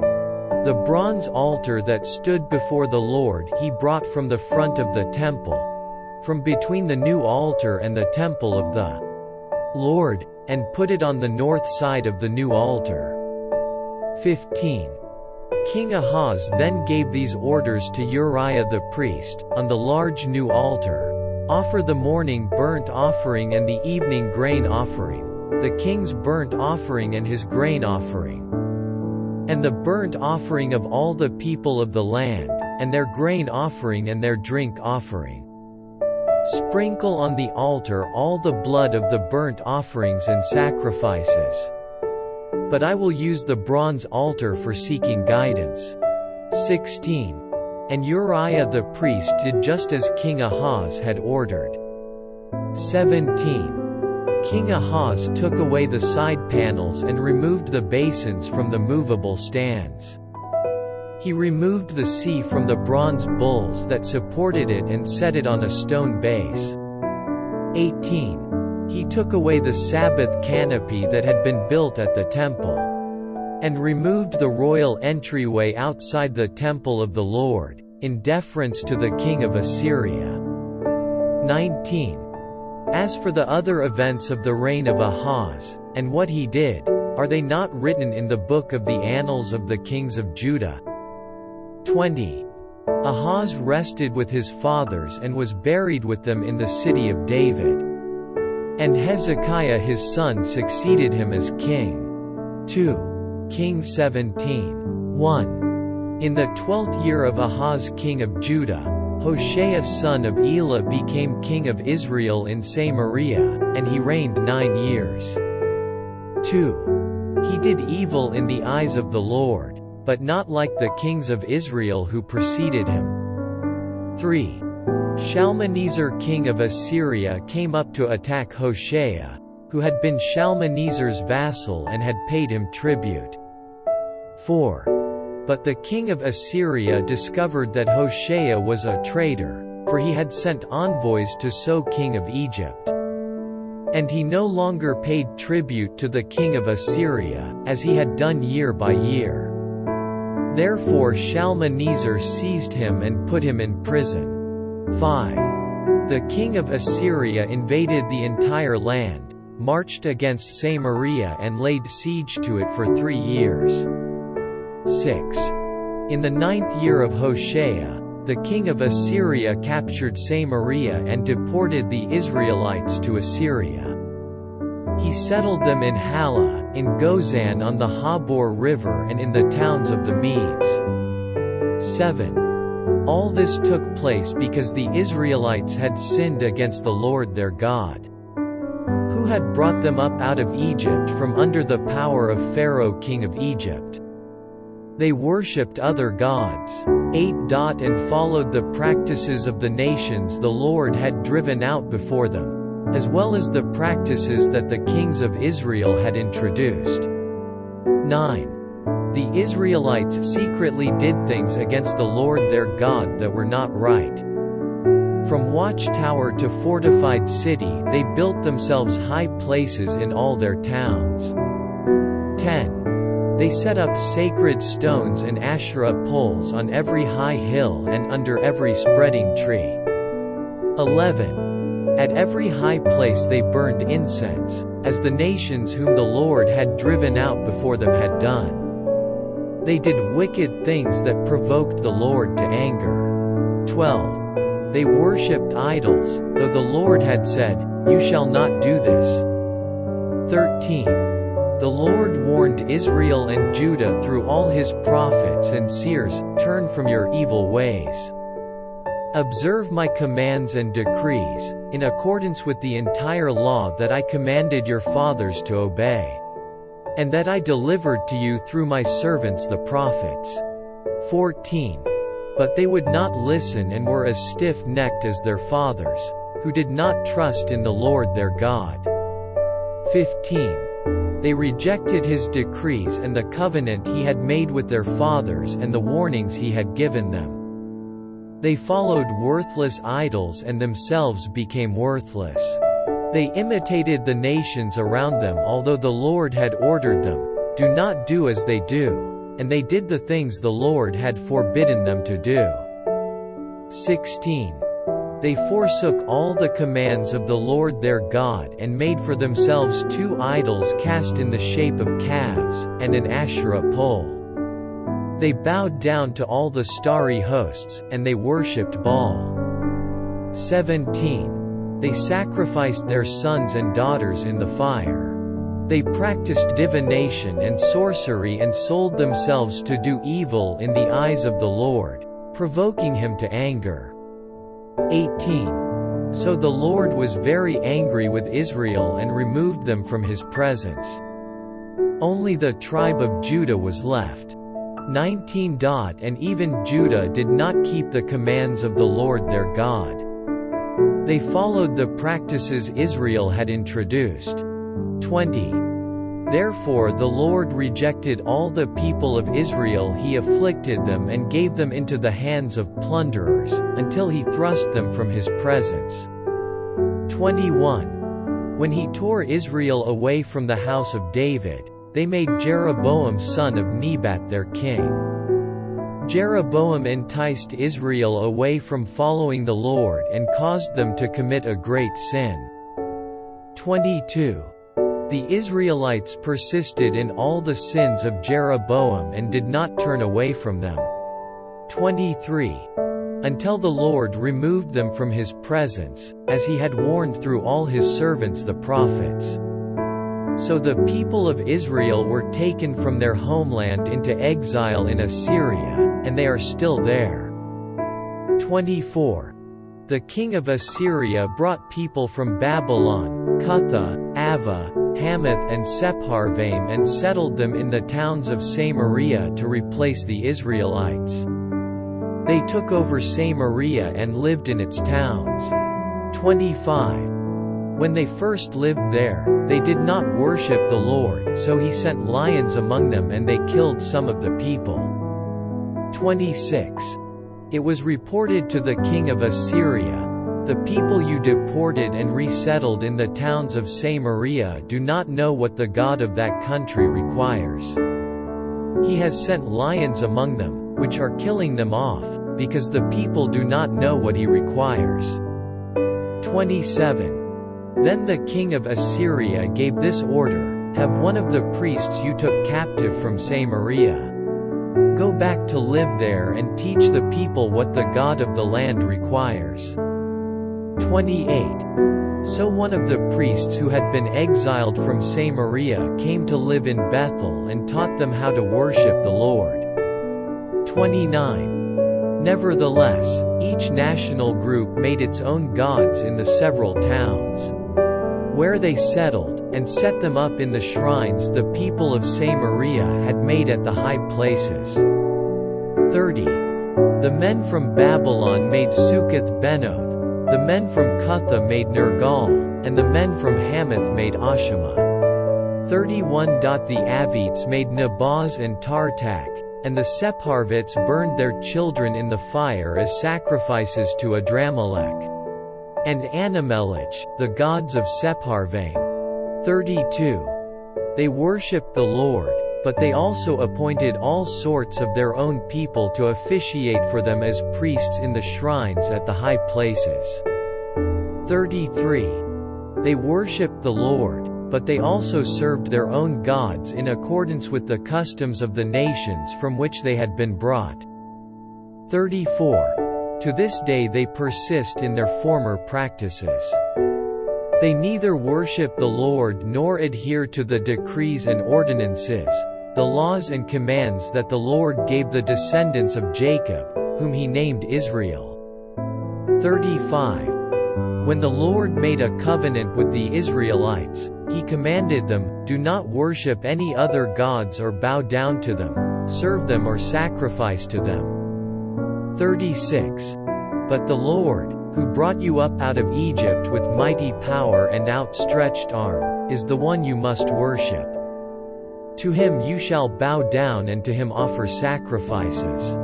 37. You must always be careful to keep the decrees and ordinances, the laws and commands he wrote for you. Do not worship other gods. 38. Do not forget the covenant I have made with you, and do not worship other gods. 39. Rather, worship the Lord your God, it is he who will deliver you from the hand of all your enemies. 40. They would not listen, however, but persisted in their former practices.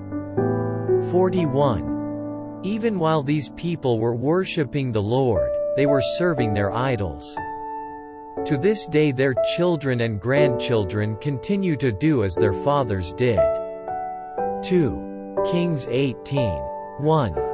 In the 3rd year of Hoshea son of Elah king of Israel, Hezekiah son of Ahaz king of Judah began to reign. 2. He was 25 years old when he became king, and he reigned in Jerusalem 29 years. His mother's name was Abijah daughter of Zechariah. 3. He did what was right in the eyes of the Lord, just as his father David had done. 4.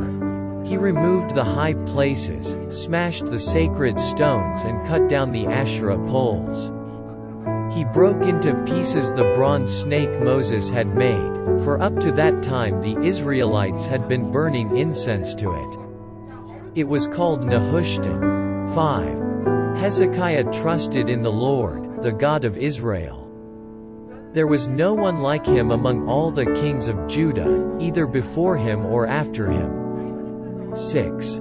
He held fast to the Lord and did not cease to follow him. He kept the commands the Lord had given Moses. 7. And the Lord was with him. He was successful in whatever he undertook. He rebelled against the king of Assyria and did not serve him. 8. From watchtower to fortified city, he defeated the Philistines, as far as Gaza and its territory. 9. In King Hezekiah's 4th year, which was the 7th year of Hoshea, son of Elah king of Israel, Shalmaneser king of Assyria marched against Samaria and laid siege to it. 10. At the end of 3 years the Assyrians took it. So Samaria was captured in Hezekiah's 6th year, which was the 9th year of Hoshea king of Israel. 11. The king of Assyria deported Israel to Assyria and settled them in Halah, in Gozan on the Habor River and in towns of the Medes. 12. This happened because they had not obeyed the Lord their God, but had violated his covenant, all that Moses the servant of the Lord commanded. They neither listened to the commands nor carried them out. 13. In the 14th year of King Hezekiah's reign, Sennacherib king of Assyria attacked all the fortified cities of Judah and captured them. 14. So Hezekiah king of Judah sent this message to the king of Assyria at Lachish: I have done wrong. Withdraw from me, and I will pay whatever you demand of me. The king of Assyria exacted from Hezekiah king of Judah 300 talents of silver and 30 talents of gold. 15. So Hezekiah gave him all the silver that was found in the temple of the Lord and in the treasuries of the royal palace. 16. At this time Hezekiah king of Judah stripped off the gold with which he had covered the doors and doorposts of the temple of the Lord, and gave it to the king of Assyria. 17. The king of Assyria sent his supreme commander, his chief officer and his field commander with a large army, from Lachish to King Hezekiah at Jerusalem. They came up to Jerusalem and stopped at the aqueduct of the upper pool, on the road to the washerman's field. 18. They called for the king, and Eliakim son of Hilkiah the palace administrator, Shebna the secretary, and Joah son of Asaph the recorder went out to them. 19. The field commander said to them, Tell Hezekiah, this is what the great king, the king of Assyria, says. On what are you basing this confidence of yours? 20.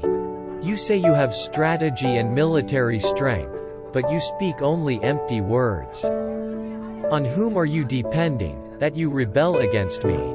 21. Look now, you are depending on Egypt, that splintered reed of a staff, which pierces a man's hand and wounds him if he leans on it. Such is Pharaoh king of Egypt to all who depend on him. 22. And if you say to me, We are depending on the Lord our God, isn't he the one whose high places and altars Hezekiah removed? Saying to Judah and Jerusalem, You must worship before this altar in Jerusalem. 23. Come now, make a bargain with my master, the king of Assyria. I will give you 2,000 horses, if you can put riders on them. 24. How can you repulse one officer of the least of my master's officials, even though you are depending on Egypt for chariots and horsemen? 25. Furthermore, have I come to attack and destroy this place without word from the Lord? The Lord himself told me to march against this country and destroy it. 26. Then Eliakim son of Hilkiah, and Shebna and Joah said to the field commander, Please speak to your servants in Aramaic, since we understand it. don't speak to us in Hebrew in the hearing of the people on the wall." 27. But the commander replied, "Was it only to your master and you that my master sent me to say these things, and not to the men sitting on the wall, who, like you, will have to eat their own filth and drink their own urine?"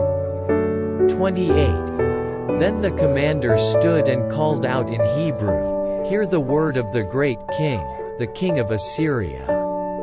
29. This is what the king says: "Do not let Hezekiah deceive you. He cannot deliver you from my hand." 30. Do not let Hezekiah persuade you to trust in the Lord when he says, "The Lord will surely deliver us.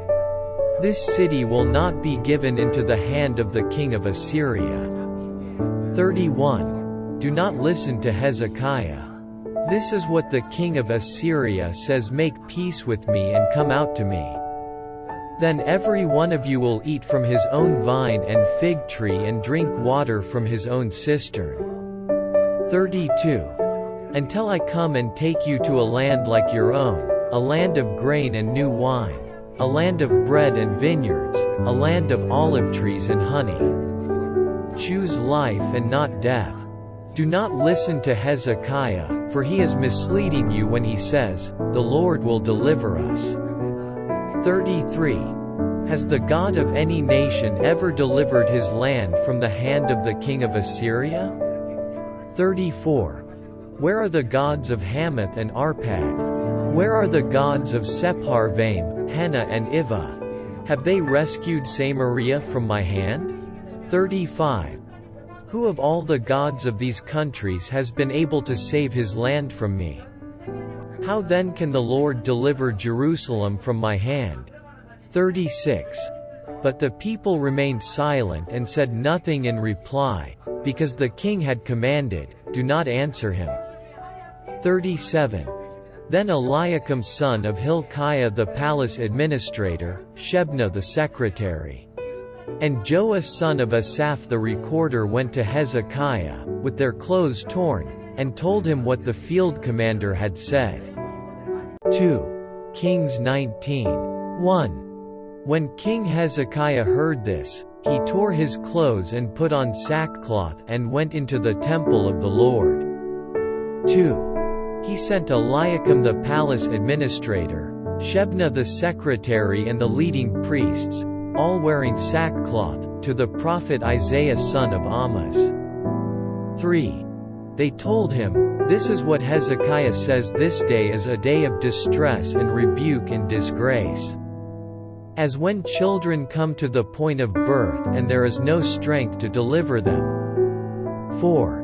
It may be that the Lord your God will hear all the words of the field commander, whom his master, the king of Assyria, has sent to ridicule the living God, and that he will rebuke him for the words the Lord your God has heard. Therefore pray for the remnant that still survives." 5. When King Hezekiah's officials came to Isaiah. 6. Isaiah said to them, "Tell your master, this is what the Lord says: Do not be afraid of what you have heard, those words with which the underlings of the king of Assyria have blasphemed me. 7. Listen. I am going to put such a spirit in him that when he hears a certain report, he will return to his own country, and there I will have him cut down with the sword." 8. When the field commander heard that the king of Assyria had left Lachish, he withdrew and found the king fighting against Libnah. 9. Now Sennacherib received a report that Tirhakah, the Cushite king of Egypt, was marching out to fight against him. So he again sent messengers to Hezekiah with this word. 10. Say to Hezekiah king of Judah, do not let the God you depend on deceive you when he says, Jerusalem will not be handed over to the king of Assyria. 11. Surely you have heard what the kings of Assyria have done to all the countries, destroying them completely. And will you be delivered? 12. Did the gods of the nations that were destroyed by my forefathers deliver them, the gods of Gozan, Haran, Rezeph, and the people of Eden who were in Telephone-Asar? 13. Where is the king of Hamath, the king of Arpad, the king of the city of Sepharvaim, or of Hena or Iva? 14. Hezekiah received the letter from the messengers and read it. Then he went up to the temple of the Lord and spread it out before the Lord. 15. And Hezekiah prayed to the Lord, O Lord, God of Israel, enthroned between the cherubim, you alone are God over all the kingdoms of the earth. You have made heaven and earth. 16. Give ear, O Lord, and hear, open your eyes, O Lord, and see, listen to the words Sennacherib has sent to insult the living God. 17. It is true, O Lord, that the Assyrian kings have laid waste these nations and their lands. 18. They have thrown their gods into the fire and destroyed them, for they were not gods but only wood and stone, fashioned by men's hands. 19. Now, O Lord our God, deliver us from his hand, so that all kingdoms on earth may know that you alone, O Lord, are God. 20. Then Isaiah son of Amoz sent a message to Hezekiah, This is what the Lord, the God of Israel, says, I have heard your prayer concerning Sennacherib king of Assyria. 21. This is the word that the Lord has spoken against him, the virgin daughter of Zion despises you and mocks you. The daughter of Jerusalem tosses her head as you flee. 22. Who is it you have insulted and blasphemed? Against whom have you raised your voice and lifted your eyes in pride? Against the Holy One of Israel. 23. By your messengers you have heaped insults on the Lord. And you have said, With my many chariots I have ascended the heights of the mountains, the utmost heights of Lebanon. I have cut down its tallest cedars, the choicest of its pines.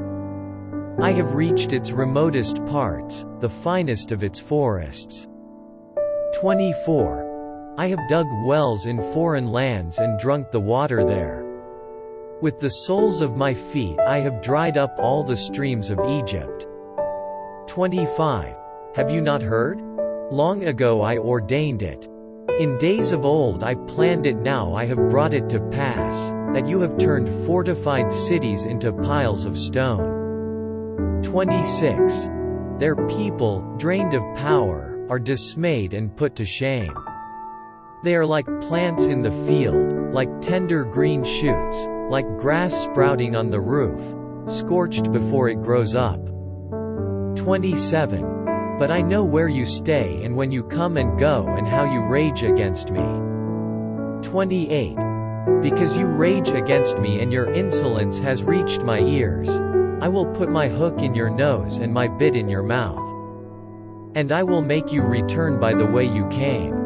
29. This will be the sign for you, O Hezekiah. This year you will eat what grows by itself, and the second year what springs from that. But in the third year sow and reap, plant vineyards and eat their fruit. 30. Once more a remnant of the house of Judah will take root below and bear fruit above. 31. For out of Jerusalem will come a remnant, and out of Mount Zion a band of survivors. The zeal of the Lord Almighty will accomplish this. 32.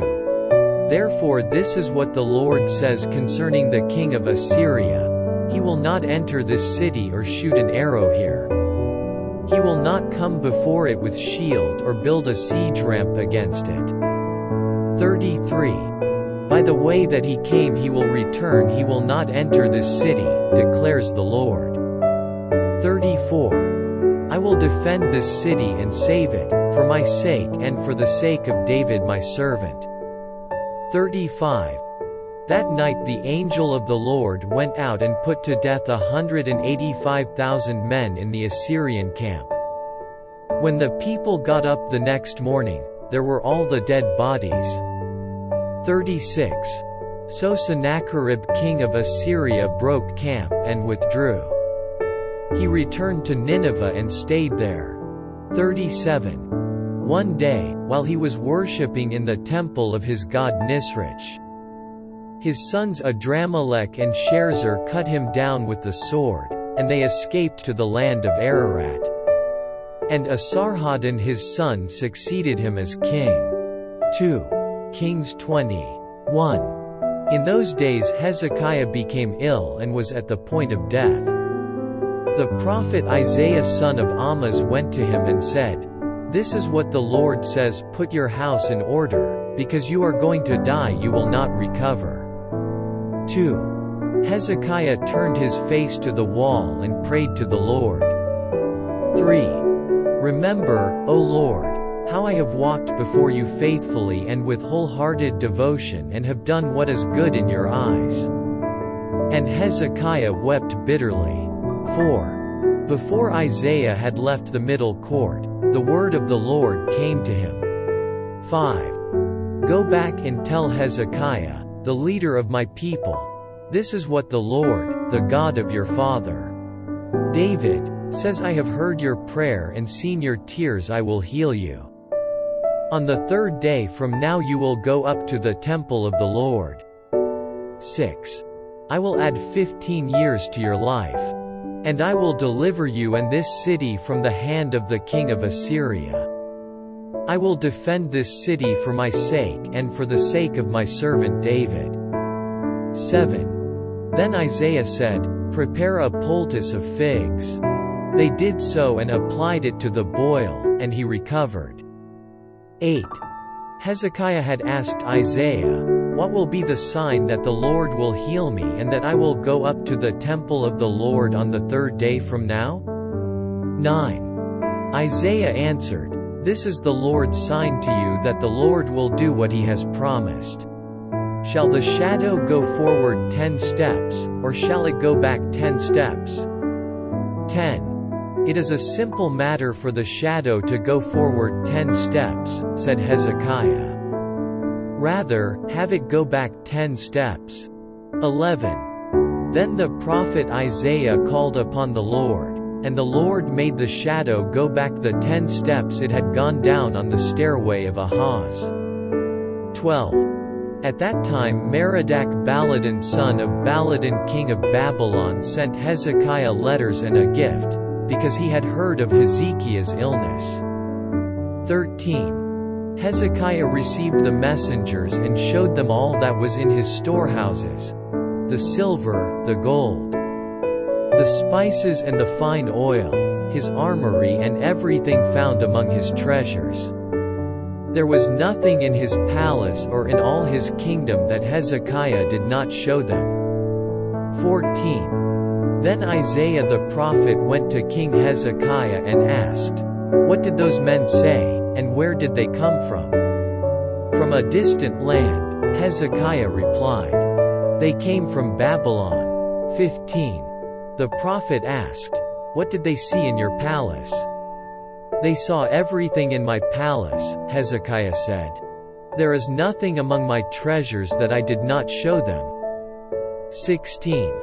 Then Isaiah said to Hezekiah, Hear the word of the Lord. 17. The time will surely come when everything in your palace, and all that your fathers have stored up until this day, will be carried off to Babylon. Nothing will be left, says the Lord. 18. And some of your descendants, your own flesh and blood, that will be born to you, will be taken away. And they will become eunuchs in the palace of the king of Babylon. 19. The word of the Lord you have spoken is good, Hezekiah replied. For he thought, Will there not be peace and security in my lifetime? 20. As for the other events of Hezekiah's reign, all his achievements, and how he made the pool and the tunnel by which he brought water into the city, are they not written in the book of the annals of the kings of Judah? 21. Hezekiah rested with his fathers, and Manasseh his son succeeded him as king. 2.Kings 21:1. Manasseh was 12 years old when he became king, and he reigned in Jerusalem 55 years. His mother's name was Hephzibah. 2. He did evil in the eyes of the Lord, following the detestable practices of the nations the Lord had driven out before the Israelites. 3. He rebuilt the high places his father Hezekiah had destroyed. He also erected altars to Baal and made an Asherah pole, as Ahab king of Israel had done. He bowed down to all the starry hosts and worshipped them. 4. He built altars in the temple of the Lord, of which the Lord had said, "In Jerusalem I will put my name." 5. In both courts of the temple of the Lord, he built altars to all the starry hosts. 6. He sacrificed his own son in the fire, practiced sorcery and divination, and consulted mediums and spiritists. He did much evil in the eyes of the Lord, provoking him to anger. 7. He took the carved Asherah pole he had made and put it in the temple, of which the Lord had said to David and to his son Solomon, "In this temple and in Jerusalem, which I have chosen out of all the tribes of Israel, I will put my name forever." 8. I will not again make the feet of the Israelites wander from the land I gave their forefathers, if only they will be careful to do everything I commanded them, and will keep the whole law that my servant Moses gave them. 9. But the people did not listen. Manasseh led them astray, so that they did more evil than the nations the Lord had destroyed before the Israelites. 10. The Lord said through his servants the prophets. 11. Manasseh king of Judah has committed these detestable sins. He has done more evil than the Amorites who preceded him and has led Judah into sin with his idols. 12. Therefore this is what the Lord, the God of Israel, says. I am going to bring such disaster on Jerusalem and Judah that the ears of everyone who hears of it will tingle.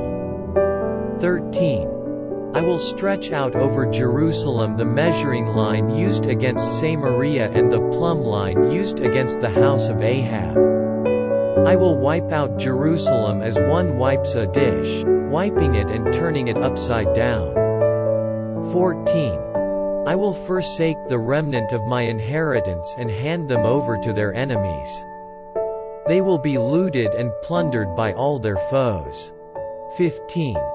Because they have done evil in my eyes and have provoked me to anger from the day their forefathers came out of Egypt until this day. 16.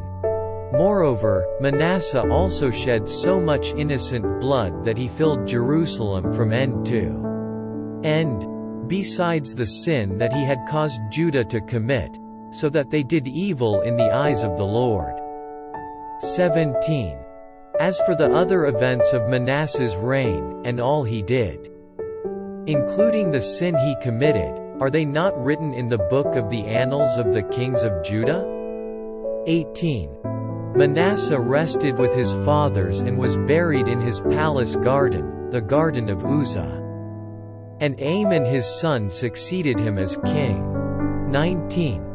Amon was 22 years old when he became king, and he reigned in Jerusalem 2 years. His mother's name was Meshullemeth daughter of Haruz. She was from Jotbah. 20. He did evil in the eyes of the Lord, as his father Manasseh had done. 21.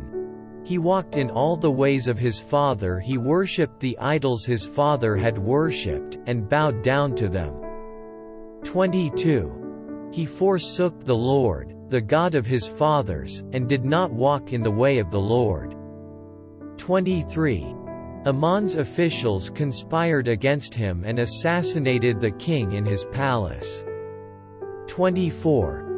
Then the people of the land killed all who had plotted against King Amon, and they made Josiah his son king in his place. 25. As for the other events of Amon's reign, and what he did, are they not written in the book of the annals of the kings of Judah? 26. He was buried in his grave in the garden of Uzzah. And Josiah his son succeeded him as king. 2 Kings 22:1. In those days Hezekiah became ill and was at the point of death.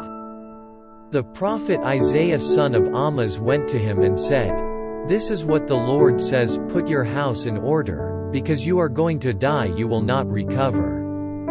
2. Hezekiah turned his face to the wall and prayed to the Lord. 3. Remember, O Lord, how I have walked before you faithfully and with wholehearted devotion and have done what is good in your eyes. And Hezekiah wept bitterly.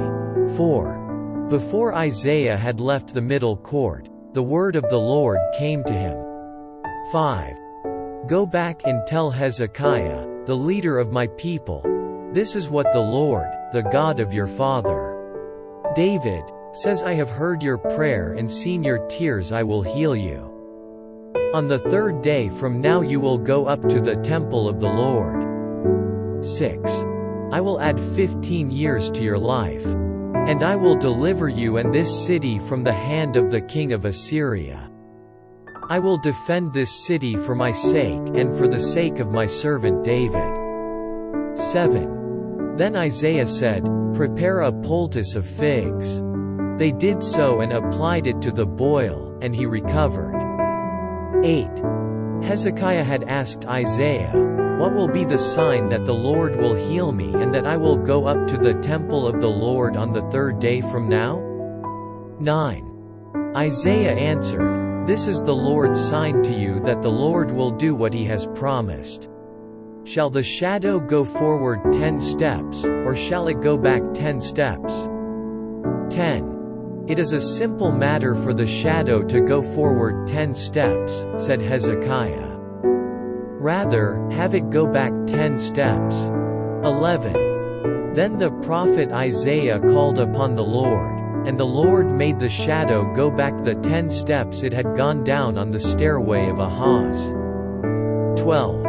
At that time Merodach-Baladan son of Baladan king of Babylon sent Hezekiah letters and a gift, because he had heard of Hezekiah's illness. 13. Hezekiah received the messengers and showed them all that was in his storehouses, the silver, the gold, the spices and the fine oil, his armory and everything found among his treasures. There was nothing in his palace or in all his kingdom that Hezekiah did not show them. 14. Then Isaiah the prophet went to King Hezekiah and asked, What did those men say, and where did they come from? From a distant land, Hezekiah replied. They came from Babylon. 15. The prophet asked, What did they see in your palace? They saw everything in my palace, Hezekiah said. There is nothing among my treasures that I did not show them. 16. Then Isaiah said to Hezekiah, Hear the word of the Lord. 17. The time will surely come when everything in your palace, and all that your fathers have stored up until this day, will be carried off to Babylon. Nothing will be left, says the Lord. 18. And some of your descendants, your own flesh and blood, that will be born to you, will be taken away. And they will become eunuchs in the palace of the king of Babylon. 19. The word of the Lord you have spoken is good, Hezekiah replied. For he thought, Will there not be peace and security in my lifetime? 20. As for the other events of Hezekiah's reign, all his achievements, and how he made the pool and the tunnel by which he brought water into the city, are they not written in the book of the annals of the kings of Judah? 21. Hezekiah rested with his fathers. And Manasseh his son succeeded him as king. 2 Kings 23:1. Then the king called together all the elders of Judah and Jerusalem. 2. He went up to the temple of the Lord with the men of Judah, the people of Jerusalem. the priests and the prophets, all the people from the least to the greatest. He read in their hearing all the words of the book of the covenant, which had been found in the temple of the Lord. 3. The king stood by the pillar and renewed the covenant in the presence of the Lord, to follow the Lord and keep his commands, regulations and decrees with all his heart and all his soul, thus confirming the words of the covenant written in this book. Then all the people pledged themselves to the covenant. 4. The king ordered Hilkiah the high priest, the priests next in rank and the doorkeepers to remove from the temple of the Lord all the articles made for Baal and Asherah and all the starry hosts. He burned them outside Jerusalem in the fields of the Kidron Valley and took the ashes to Bethel. 5. He did away with the pagan priests appointed by the kings of Judah to burn incense on the high places of the towns of Judah and on those around Jerusalem, those who burned incense to Baal, to the sun and moon, to the constellations and to all the starry hosts. 6. He took the Asherah pole from the temple of the Lord to the Kidron Valley outside Jerusalem and burned it there. He ground it to powder and scattered the dust over the graves of the common people. 7. He also tore down the quarters of the male shrine prostitutes, which were in the temple of the Lord and where women did weaving for Asherah. 8. Josiah brought all the priests from the towns of Judah and desecrated the high places, from Geba to Beersheba, where the priests had burned incense. He broke down the shrines at the gates, at the entrance to the gate of Joshua, the city governor, which is on the left of the city gate. 9. Although the priests of the high places did not serve at the altar of the Lord in Jerusalem, they ate unleavened bread with their fellow priests. 10. He desecrated Topheth, which was in the valley of Ben-Hinnom, so no one could use it to sacrifice his son or daughter in the fire to Molech. 11. He removed from the entrance to the temple of the Lord the horses that the kings of Judah had dedicated to the sun. They were in the court near the room of an official named Nathan Melech. Josiah then burned the chariots dedicated to the sun. 12. He pulled down the altars the kings of Judah had erected on the roof near the upper room of Ahaz, and the altars Manasseh had built in the 2 courts of the temple of the Lord. He removed them from there, smashed them to pieces and threw the rubble into the Kidron Valley. 13. The king also desecrated the high places that were east of Jerusalem on the south of the hill of corruption, the ones Solomon king of Israel had built for Ashtoreth, the vile goddess of the Sidonians, for Chemosh the vile god of Moab, and for Molech the detestable god of the people of Ammon. 14. Josiah smashed the sacred stones and cut down the Asherah poles and covered the sites with human bones. 15.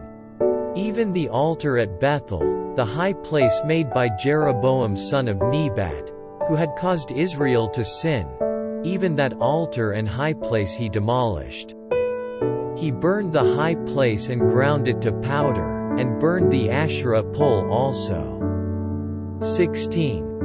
Then Josiah looked around, and when he saw the tombs that were there on the hillside, he had the bones removed from them and burned on the altar to defile it, in accordance with the word of the Lord proclaimed by the man of God who foretold these things.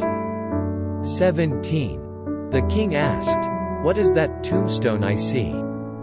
The men of the city said, "It marks the tomb of the man of God, who came from Judah and pronounced against the altar of Bethel the very things you have done to it."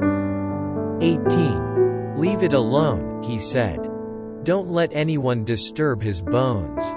So they spared his bones and those of the prophet who had come from Samaria. 19. Just as he had done at Bethel, Josiah removed and defiled all the shrines at the high places that the kings of Israel had built in the towns of Samaria that had provoked the Lord to anger. 20. Josiah slaughtered all the priests of those high places on the altars and burned human bones on them. Then he went back to Jerusalem. 21. The king gave this order to all the people: celebrate the Passover to the Lord your God, as it is written in this book of the covenant. 22. Not since the days of the judges who led Israel, nor throughout the days of the kings of Israel and the kings of Judah, had any such Passover been observed. 23. But in the 18th year of King Josiah, this Passover was celebrated to the Lord in Jerusalem. 24. Furthermore, Josiah got rid of the mediums and spiritists, the household gods, the idols and all the other detestable things seen in Judah and Jerusalem. This he did to fulfill the requirements of the law written in the book that Hilkiah the priest had discovered in the temple of the Lord. 25. Neither before nor after Josiah was there a king like him who turned to the Lord as he did, with all his heart and with all his soul, and with all his strength, in accordance with all the law of Moses. 26. Nevertheless, the Lord did not turn away from the heat of his fierce anger, which burned against Judah because of all that Manasseh had done to provoke him to anger. 27. So the Lord said, I will remove Judah also from my presence as I removed Israel, and I will reject Jerusalem, the city I chose, and this temple, about which I said, there shall my name be. 28. As for the other events of Josiah's reign, and all he did, are they not written in the book of the annals of the kings of Judah? 29. While Josiah was king, Pharaoh Necho king of Egypt went up to the Euphrates River to help the king of Assyria. King Josiah marched out to meet him in battle, but Necho faced him and killed him at Megiddo. 30. Josiah's servants brought his body in a chariot from Megiddo to Jerusalem and buried him in his own tomb. And the people of the land took Jehoahaz son of Josiah and anointed him and made him king in place of his father. 31. Jehoahaz was 23 years old when he became king, and he reigned in Jerusalem 3 months. His mother's name was Hamudal daughter of Jeremiah, she was from Libnah. 32. He did evil in the eyes of the Lord, just as his fathers had done. 33. Pharaoh Necho put him in chains at Riblah in the land of Hamath so that he might not reign in Jerusalem, and he imposed on Judah a levy of 100 talents of silver and a talent of gold. 34. Pharaoh Necho made Eliakim son of Josiah king in place of his father Josiah and changed Eliakim's name to Jehoiakim. But he took Jehoahaz and carried him off to Egypt, and there he died. 35. Jehoiakim paid Pharaoh Necho the silver and gold he demanded. In order to do so, he taxed the land and exacted the silver and gold from the people of the land according to their assessments. 36. Jehoiakim was 25 years old when he became king, and he reigned in Jerusalem 11 years. His mother's name was Zebidah daughter of Pedaiah, she was from Rumah. 37. And he did evil in the eyes of the Lord, just as his fathers had done. 2 Kings 24. 1. During Jehoiakim's reign, Nebuchadnezzar king of Babylon invaded the land, and Jehoiakim became his vassal for 3 years. But then he changed his mind and rebelled against Nebuchadnezzar. 2. The Lord sent Babylonian, Aramean, Moabite and Ammonite raiders against him. He sent them to destroy Judah, in accordance with the word of the Lord proclaimed by his servants the prophets. 3. Surely these things happened to Judah according to the Lord's command, in order to remove them from his presence because of the sins of Manasseh and all he had done. 4. Including the shedding of innocent blood. For he had filled Jerusalem with innocent blood, and the Lord was not willing to forgive. 5. As for the other events of Jehoiakim's reign, and all he did, are they not written in the book of the annals of the kings of Judah? 6. Jehoiakim rested with his fathers, and Jehoiakim his son succeeded him as king. 7. The king of Egypt did not march out from his own country again, because the king of Babylon had taken all his territory, from the Wadi of Egypt to the Euphrates River. 8. Jehoiakim was 18 years old when he became king, and he reigned in Jerusalem 3 months. His mother's name was Nehushta, daughter of Elnathan. She was from Jerusalem. 9. He did evil in the eyes of the Lord, just as his father had done. 10. At that time the officers of Nebuchadnezzar king of Babylon advanced on Jerusalem and laid siege to it. 11. And Nebuchadnezzar himself came up to the city while his officers were besieging it. 12.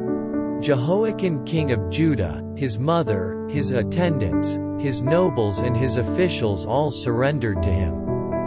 In the 8th year of the reign of the king of Babylon, he took Jehoiakim prisoner. 13.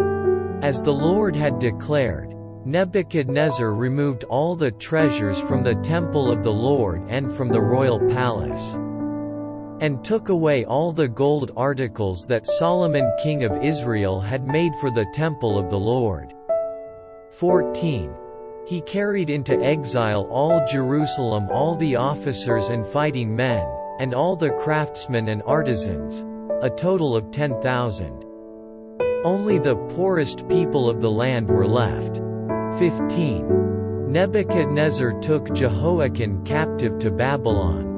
He also took from Jerusalem to Babylon the king's mother, his wives, his officials and the leading men of the land. 16. The king of Babylon also deported to Babylon the entire force of 7,000 fighting men, strong and fit for war, and 1,000 craftsmen and artisans. 17. He made Mattaniah, Jehoiakim's uncle, king in his place and changed his name to Zedekiah. 18. Zedekiah was 21 years old when he became king, and he reigned in Jerusalem 11 years. His mother's name was Hamudal, daughter of Jeremiah. She was from Libnah. 19. He did evil in the eyes of the Lord, just as Jehoiakim had done. 20. It was because of the Lord's anger that all this happened to Jerusalem and Judah, and in the end he thrust them from his presence. Now Zedekiah rebelled against the king of Babylon. 2. Kings 25. 1. So in the 9th year of Zedekiah's reign, on the 10th day of the 10th month, Nebuchadnezzar king of Babylon marched against Jerusalem with his whole army. He encamped outside the city and built siege works all around it. 2. The city was kept under siege until the 11th year of King Zedekiah. 3. By the 9th day of the 4th month the famine in the city had become so severe that there was no food for the people to eat. 4. Then the city wall was broken through, and the whole army fled at night through the gate between the two walls, near the king's garden, though the Babylonians were surrounding the city. They fled toward the Arabah. 5. But the Babylonian army pursued the king and overtook him in the plains of Jericho. All his soldiers were separated from him and scattered. 6. And he was captured. He was taken to the king of Babylon at Riblah, where sentence was pronounced on him. 7. They killed the sons of Zedekiah before his eyes. Then they put out his eyes, bound him with bronze shackles and took him to Babylon. 8. On the 7th day of the 5th month, in the 19th year of Nebuchadnezzar king of Babylon, Nebuzaradan commander of the imperial guard, an official of the king of Babylon, came to Jerusalem. 9. He set fire to the temple of the Lord, the royal palace and all the houses of Jerusalem. Every important building he burned down. 10. The whole Babylonian army, under the commander of the imperial guard, broke down the walls around Jerusalem. 11. Nebuzaradan the commander of the guard carried into exile the people who remained in the city, along with the rest of the populace and those who had gone over to the king of Babylon. 12. But the commander left behind some of the poorest people of the land to work the vineyards and fields. 13. The Babylonians broke up the bronze pillars, the movable stands and the bronze sea that were at the temple of the Lord. And they carried the bronze to Babylon. 14. They also took away the pots, shovels, wick trimmers, dishes and all the bronze articles used in the temple service.